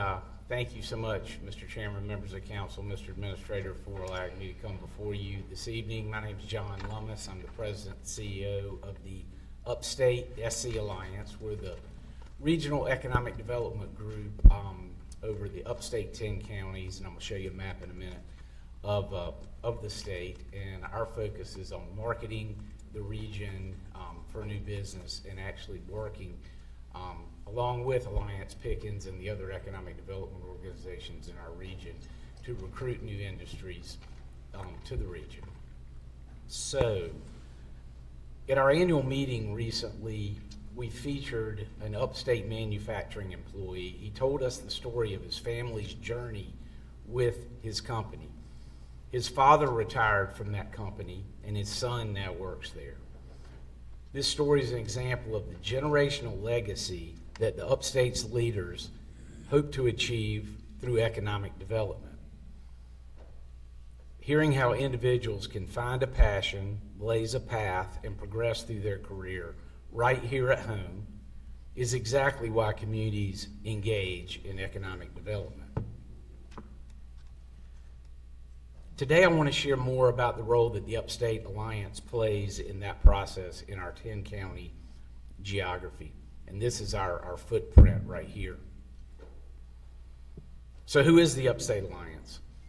We're the Regional Economic Development Group. As I said, we were formed in the year 2000 with the idea that we could be greater together than separate. I always tell the story. I was the Anderson County Administrator at that time, and my entire budget for basically everything, but for marketing, travel, website, $4,500 a year. I mean, I tell people I couldn't get to Pelzer for that. That was a joke.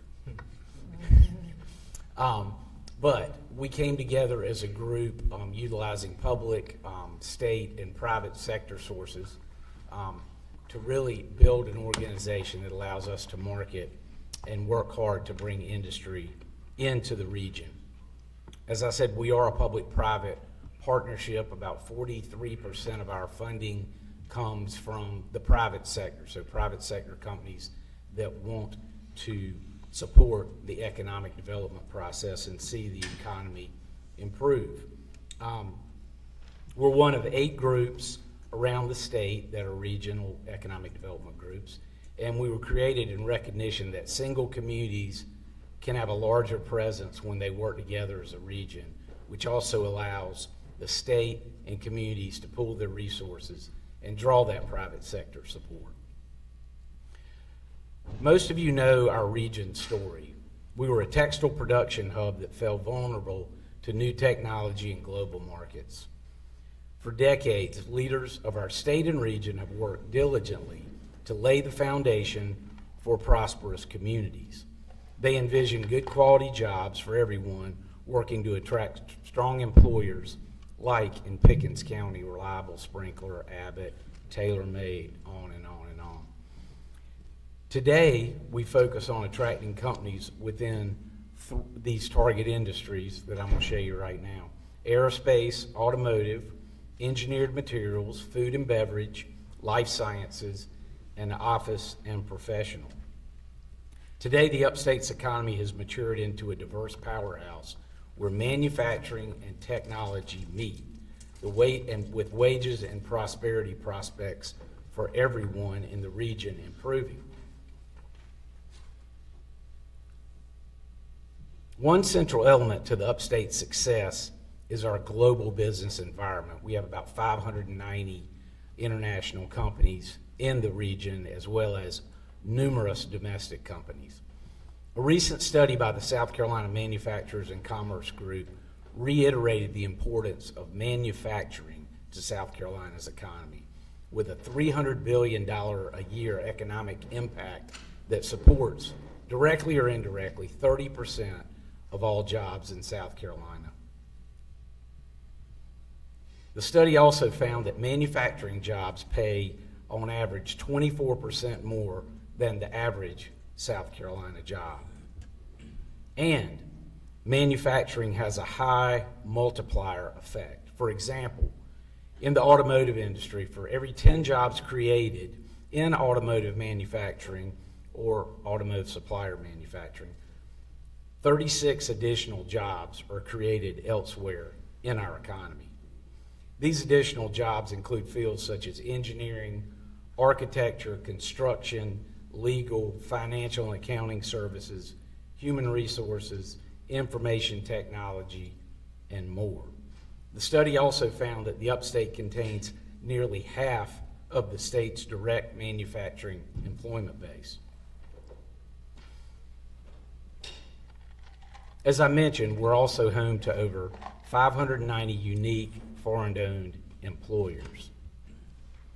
So, how did our region do in 2025? The upstate had 53 projects with $7.6 billion in capital investment and nearly 5,000 jobs to be created. The state of South Carolina had $9.1 billion in investment last year for the entire state. That brings our 5-year cumulative total to $18.8 billion and 28,600 jobs for people here in the upstate. Here are some of the highlights of how Team Upstate supported the region's efforts.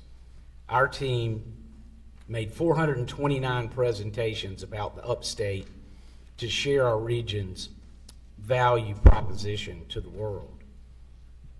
We completed 78 requests for information, or RFIs, which is a key step in the site selection process. And these RFIs are what go out to our local economic developers, both at the county and city level, And this is how we work very closely with Alliance Pickens and Ray Farley and his team. We also hosted 102 visits to the region between companies, site consultants, and other centers of improvement who help guide companies in making decisions. And we added 262 new leads to our project pipeline. Each of these activities are meant to support and promote our most important constituency, the local economic development offices. We work very closely with Ray Farley and his team at Alliance Pickens on a frequent basis to try to help bring leads to the area, providing research support, providing support on actual projects when needed, and really assisting them any way that we can. Pickens County is one of the 10 counties that funds us, and I just want to thank y'all for y'all's funding of what we're doing. And I think the region continues to be very successful. 2026, the year has started out really well. We're actually ahead of 2025 at this point after Q1. And again, thank y'all for y'all's support. I'd be glad to take any questions from the council. Any questions? I have one. Was it? Can I go ahead? Sure. Thank you for your work. Making jobs for people in Pickens County is really important. But I do want to say that when we're bringing in people to work here, I'd really like them to be able to live here too, and not be just traffic. So does your organization do anything to help provide childcare centers or attainable housing when these big companies come in to ensure that those families can live here and raise families here? We don't do anything to directly do that, but we do advocate. We do advocacy down at the state, getting additional affordable housing through what the private sector is doing and encouraging that. And I think on the other side of that, childcare is a huge issue. You know, it's been discussed how we can do better in the state. The state has not passed legislation yet on that. They've been looking at that, and that's another issue we've been working with, both through our state economic development organization and our local developer group. I really think it's going to take a combination of the state incenting companies and also incenting childcare providers. But at the same time, there's got to be competition in the market. There's got to be competition for employees. I think at some point it's going to get to where employers are going to provide that as a way of being competitive. And I'd love to see that, but I think that needs to be incented before that can occur. Okay, so y'all are, when a company comes in, you don't have any of those conversations with them? They can ask questions and we can, provide them information as we can. But again, we're private sector driven. We're trying to, get companies to locate here, and we're doing everything that we can to help them with solutions so they pick the upstate. But that's part of the conversation. Has anybody not picked Pickens County because of restrictions in housing or childcare that you know of? No. Okay, thank you. Any other questions? Yeah, I do have a question. Do you encourage these companies to invest in training programs for our people of Pickens County if they're programs, like Tri-County Tech or Right. Greenville Tech or things like that they're going to be looking for people out of those programs? Do you encourage those companies to invest in those programs? Yeah, certainly. Specifically to get people from Pickens County into these programs. Yeah, but we're big advocates for the technical college system. I actually worked at Tri-County Tech for 8 years before I took this job 12 years ago, and that was my job, is trying to get employers to get training and to support. We introduce them to the folks at the technical colleges pretty much every time that we do that. We go through the Ready SC program and the Apprenticeship SC program and all those kind of things. And we certainly talk with them and encourage them that if they want to be able to build their workforce of the future, they're going to have to start at the middle school and high school level, supporting the programs with Pickens County Career and Technology Center, and then supporting the technical colleges in order to get that through internships and obviously, hopefully, supporting monetarily at some point. But those are discussions that we have, yes. Okay. Any other questions? Okay, thank you very much. Thank you, coming. Mr. Chairman. Appreciate y'all's time. Yes, sir. Next item up is 11B, which is the Town of Central TIF. Mr. Roper. Yes, thank you, Mr. Chairman. We have the request from the town of Central regarding their proposed tax increment financing. Basically what happens is under the TIF law, the state requires that a town wanting to establish a tax increments financing district has to meet certain prerequisites. And I believe we have somewhere floating around there, Mr. Philip Mishu, who's my counterpart, my colleague from Central, who will be able to answer more He probably specific can't hear questions. you. He can't hear you. Somebody grab Mr. Mishu. Yeah, but basically, they sent us a letter, and they're having a public hearing on their proposed TIF coming up here on May 11th. It's incumbent upon this council to decide whether or not they want to participate in this tax increment financing plan or not. And so it would take a positive vote of this council to notify the town of Central that we object. No action is deemed as a approval. Any questions from Mr. Mishu? Could you clarify exactly what the fund, what the TIF would fund? We've been calling it the wastewater TIF, but I understand it might have more. Yes. What would you like to fund with this TIF money? Fund the treatment plant, and some roads and some Green Crescent Trail. So we're doing a lot of things. Before you reject it, I would like to have the opportunity to work with Ken Roper on an IGA, intergovernmental agreement, that we are both happy with, and then present it to y'all. What would be our timeline on that, Mr. Roper? Well, we would have to file an objection before May 11th, or else it would be deemed approved. I don't think he intends us to have an IGA worked out before May 11th. Okay. Yeah, So I think we would what you have to can do. reject and then enter into negotiation. Right. I think what you can do is reject it with us communicating with one another. That's what I would like. That's what I'd really like. I'd like to sit down with Ken and try to work something out that he's pleased with, we're pleased with, and hopefully you guys are too. So you're fine with us rejecting it under the understanding that we would take a second look at a new version? Yes, yes, absolutely. That's what I was trying to get at. Mr. Chairman? Yep. Mr. Roper, just because I want to clarify, I live in the city of Easley. Will this affect me at all?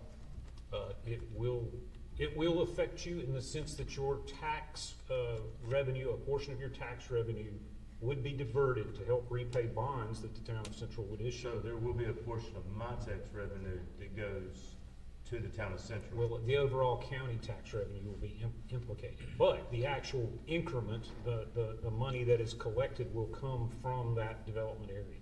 So the development area, those funds go, mine might have to pick up on the backside, but none of my money's going to Central. To that portion.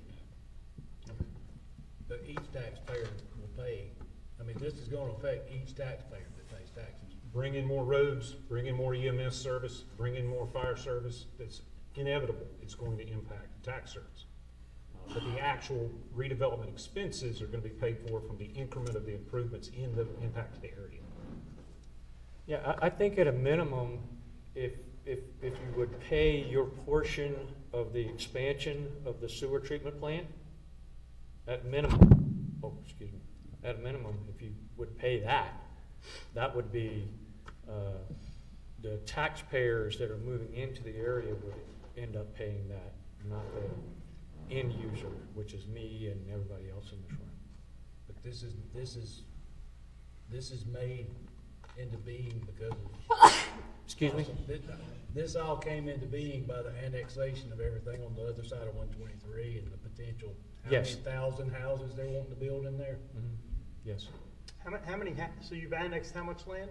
Excuse me? How much land did you annex? About 500 acres. Yeah, the redevelopment area is 520 some odd acres. Your total annexation on that was more than 500 acres, wasn't it? Excuse me? The total annexation of that was more than 500 acres, wasn't it? Yes.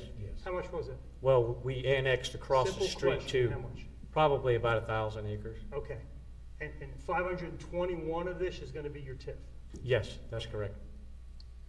How many houses you plan on building on that 1,000 acres? Probably around 1,800, I think, is what they've projected. I'm gonna make any other questions? My question, just the strategic plan for Pickens County is that development be in the southern part of the county and along the 123 corridor, right? That's correct. So we have identified this as the type of area where we want more housing. Like, Generally speaking, this is where the infrastructure is, yes. right, to keep it from sprawling throughout the county and disturbing our natural places. If you make more of the houses along like a highway like 123 and next to resources like this, that's in line with our comprehensive plan, correct? It is. It's part of the comprehensive plan that growth needs to go there where there is existing infrastructure. Okay, do we have a plan right now within the county and our current tax funds or plans for future bonds to expand any of our wastewater treatment plants? There's no, the bonds are still outstanding on that wastewater treatment plan. We'll start paying those off in 28, 29, the subsequent years. That would be the natural point that we would look at an expansion.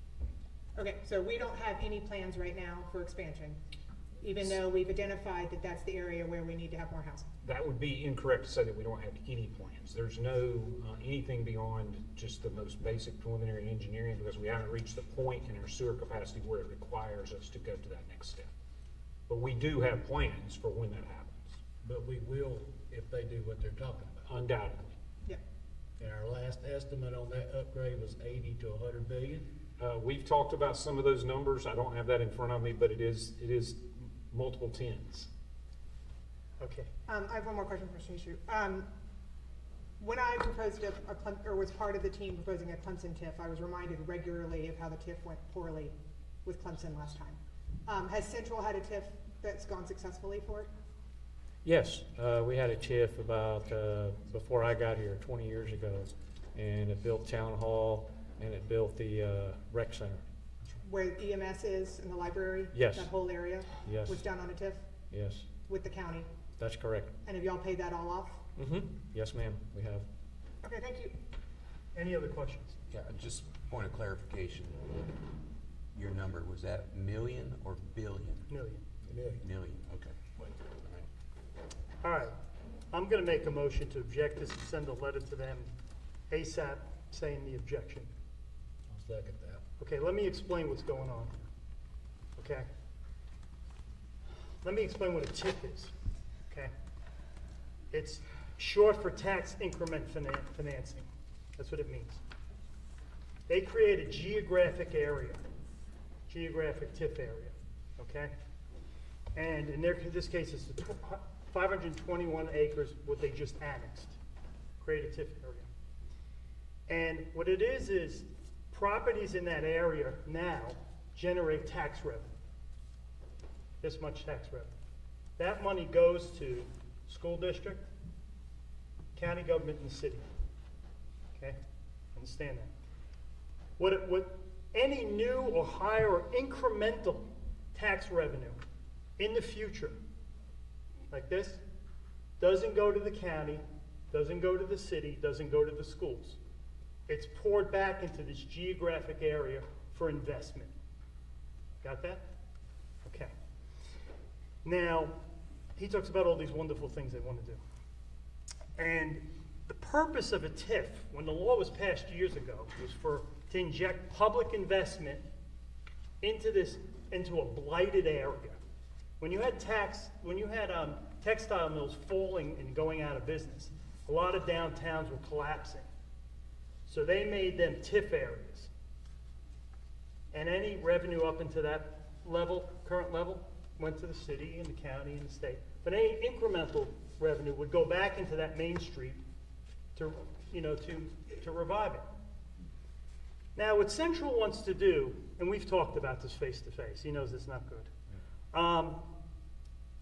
They're covering 521 acres of land that they just annexed, and they want to supercharge its growth so they can build those houses and get it off to a firmer start. And they want us to pay for it. That incremental revenue, which would be ours, is not going to come to us. It's going to go into this TIF and create sidewalks and roads and all these things so they can build all these houses and supercharge the growth. I oppose that. And it's $60 million TIF that's going to divert our revenue for 30 years. Now, there's nothing so 4 reasons. There's nothing blighted about this area, which is the intent of the law. And it shows you how the cities have twisted this law so much, right? He's Jackson Green. That's wrong. Second thing is there's too much residential growth in the county right now. We don't need to be subsidizing it with a TIF. Third thing is, I believe, county should not give up its tax revenue. County should pay for its wish list. You should pay for your wish list. That's the way it works in my world. Now, I've had bad experiences with TIFs. In 2012, I was the chairman of the school board, and it was Central's TIF that they wanted to renew with the school district. And I went back and looked at it. This guy's agreeing with me. He remembers. They were supposed to get X amount of dollars over the life of the TIF. That was the contract. But they were getting this. And they were just taking it. And I said, wait a second. You're not allowed to do that. Clemson, for example, had a $10 million TIF. There were 4 places that had TIFs. Clemson, Liberty, Easley, and Central. Central is where I caught the problem. But Clemson had a TIF for $10 million. Anything over $10 million that they were taking and putting into the TIF was supposed to go back to the school district, supposed to go back to the county, supposed to go back to the city. They were on their way to taking $21 million. And I looked at the law and said, what are you doing? I went in, I had a meeting with the city of Clemson, the administrator, the mayor, and their lawyer. And I said, here's the law, here's the TIF, you're taking this is a recycle centers and things like that. That's my reasoning on that. Any other discussion on that? Mr. Chairman, if I may, just for the sake of argument, we're talking 500 acres here is what your TIF is what you said, right? All right, we're talking 500 acres. I agree. When you break the rules, you break the rules. If they collect more than $10 million and the example you gave, everything above that $10 million should have went back. No question. It shouldn't have gone to a lawsuit. It shouldn't have gone to a settlement. It should have just been, right? I do think there's something to be said for the folks that live in those 500 acres that you're talking about to pay additional. Do I pay the sewer tax? When you say you, can easily no. But if I lived in the unincorporated donut hole, You would. I would, but I don't benefit from it at all. So if we have to do, I don't. If we do, we can argue whether or not I benefit over the roads. Yes, but sir. We're not going to do Yes, that sir. tonight. Right. My whole point is either way, when you decide to increase the capacity at that plant, which will happen sometime in my lifetime, whether you build 1,800 homes or not, it's going to happen in my lifetime. I'm going to be on the hook if I live in one of the unincorporated areas of the county. It makes the most sense to me to decline the TIF as proposed. 100%, don't agree with it, don't like it. But the two of y'all get together, work out an IGA that makes sense for the taxpayers of this county, so that when the county has to step up because Central is forcing us to step up, it's going to happen, whether we want it to or not. We can put our stick in the mud and say we ain't moving, but we're going to move. It's going to happen. We might as well come together in spirit of collaboration and communication and see if we can't work something out. And guess what? If you can't work something out, Mr. Roper, I expect you to come back and say, sorry, there's nothing that's going to benefit the taxpayers of Pickens County by us doing or agreeing to a TIF. I'm actually not against TIFs. I'm against this one the way it's presented, 100%. I'm not against them, but that's the difference between myself and Councilman Sato, is, I don't mind the spirit of collaboration and cooperation. I'd like to second that. I object to the chairman saying there's too much residential growth. For those of us who live in the southern part of the county, and Clemson in particular, Clemson is out of space. And the houses that are being built are for multimillionaires. That is where we are. If you want your children or your teachers or your cops or your nurses to live in the city of Clemson, they do not have housing right now. We need housing near Clemson. And Central has stepped up and said, we have land now, and we have options, and we can build a variety of houses. I've seen some of the plans proposed for the Grange. They change a lot, because a lot of our land use rules have changed, and annexation has changed. But there are plans to have a wide variety of different types of homes, and they are not multi-million-dollar homes. which is what's happening in so many parts of the county, especially when you restrict so many parts of it to being on a 2-acre minimum. So I think there'll be more high-end homes in there than you think. there will be a mix. You're exactly right. There will be high-end homes. This is not a save the working person. It's also, to your point about government and private land, this is private land where the developer gets to build what the market is he thinks it's going to be. Pay for it then. But we have said as a county that that's where we need more housing to go in order to be able to protect other parts of the county. Clemson and Central both have strategic plans that involve needing more residential housing and needing more places for people to live, a variety of different kinds of people. So we are going to need a wastewater treatment plant with expansion. The mid-plant has to expand. Like that, I don't even think that's up for debate. I think what is up for debate is how we pay for that. So I second your statement.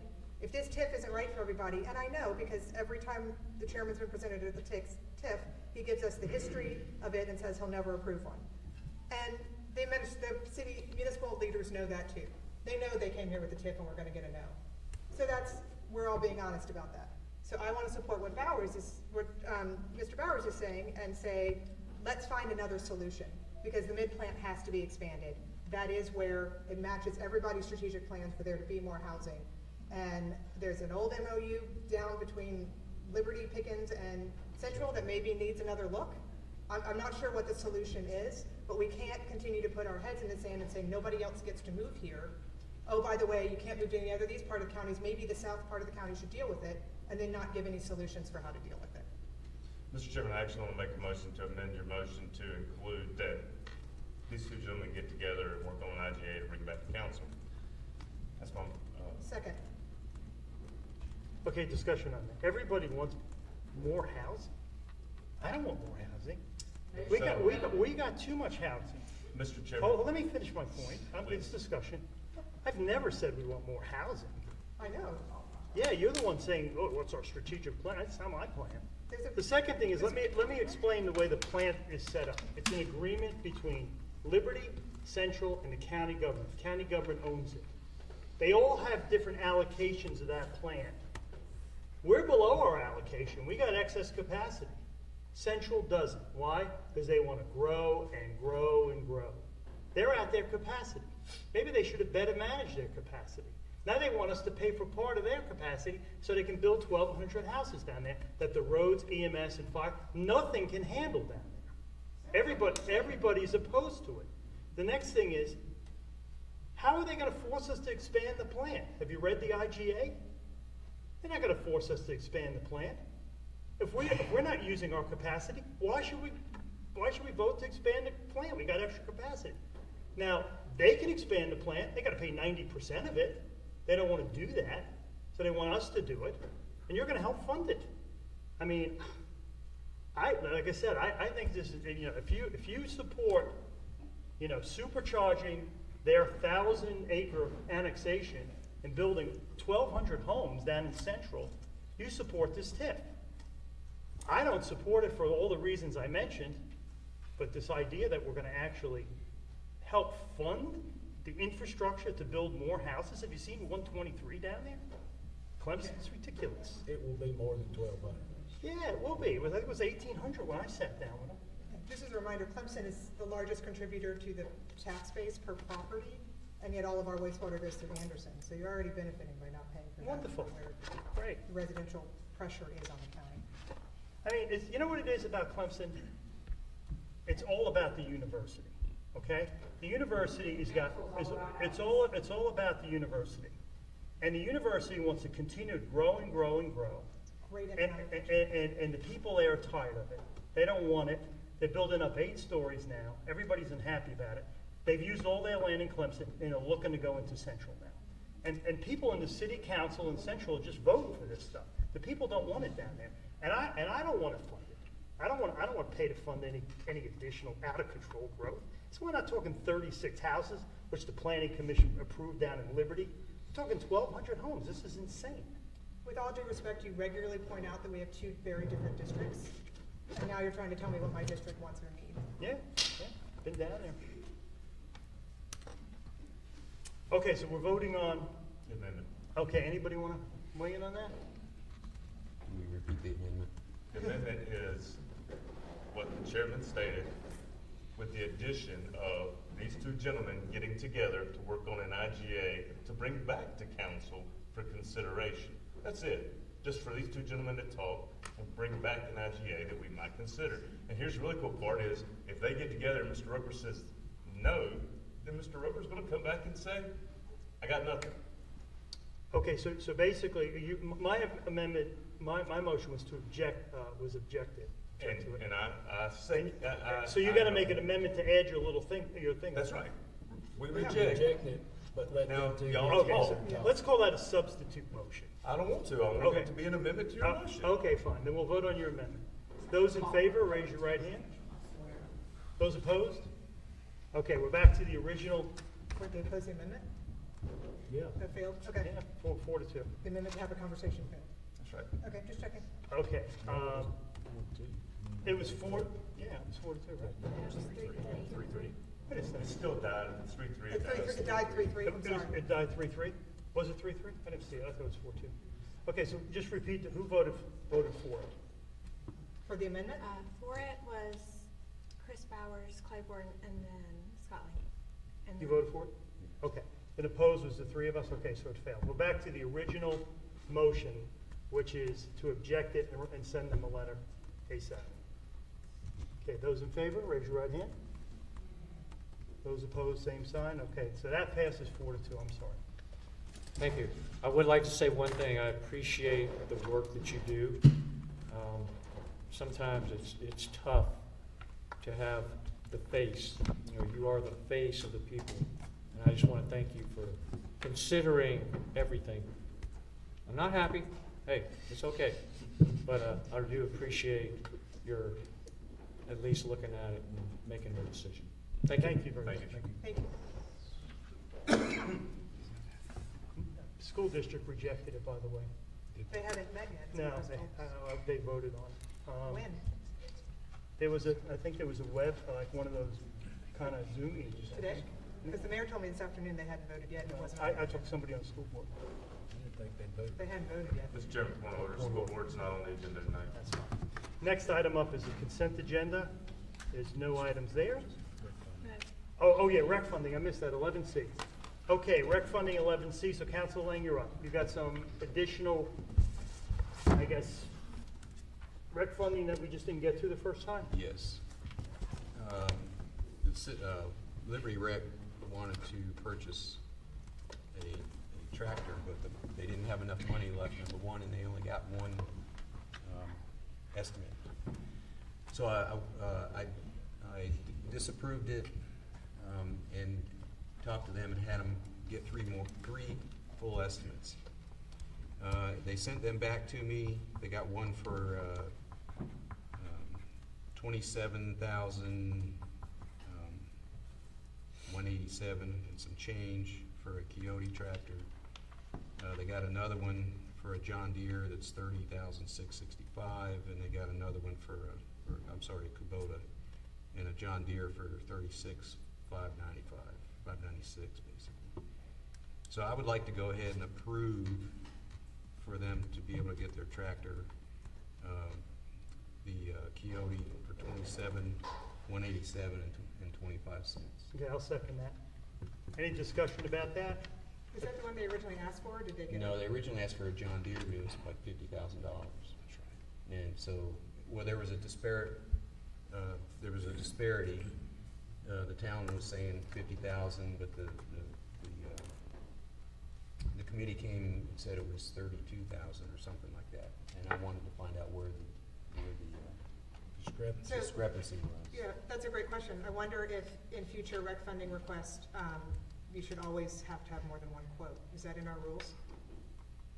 I don't know that, but there should be at least three minimum. You have to have at least two. Two. So our rec fund request, do you have to have at least two quotes for Yes, every ma'am. purchases? Okay, great. All right, well, I got three. I Great. told them to get three, so.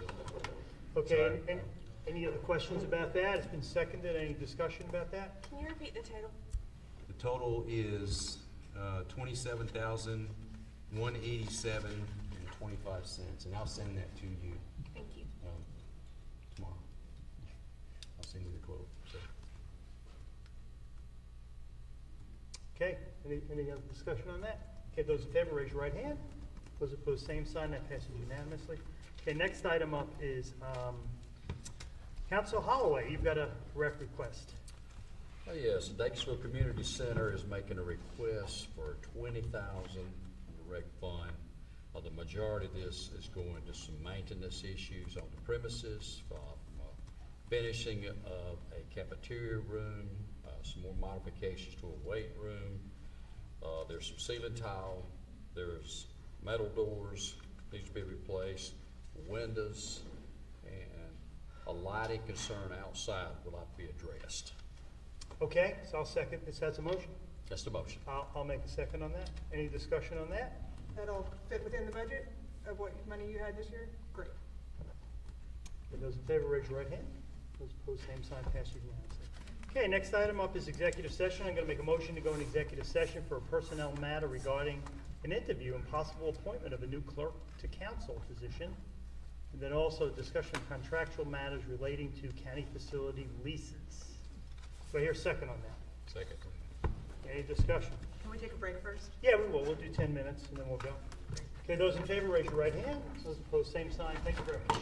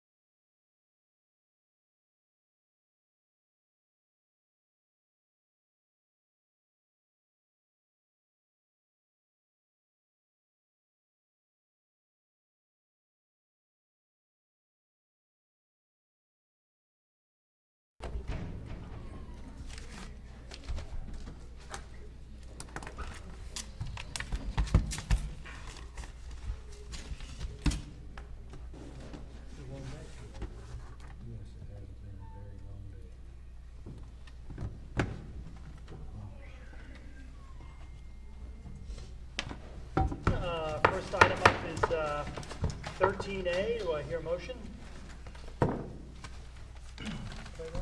13A was the first one? Oh, I'm sorry. I move to appoint Jessica Varney to the position of clerk to council starting June 1st. I'll second. 13B. Council Lang, you're up. Yeah, I move that we renegotiate the contract for. Okay, those in favor, raise your right hand. Those opposed, same sign. Next item, anything else, Council Wallace? I think you got something on this, right? Yes, I'll make a motion to renew the lease with the town of 6 Mile for Ponderosa Park. Is it renew or create? It's create. Discussion on that? Those in favor, raise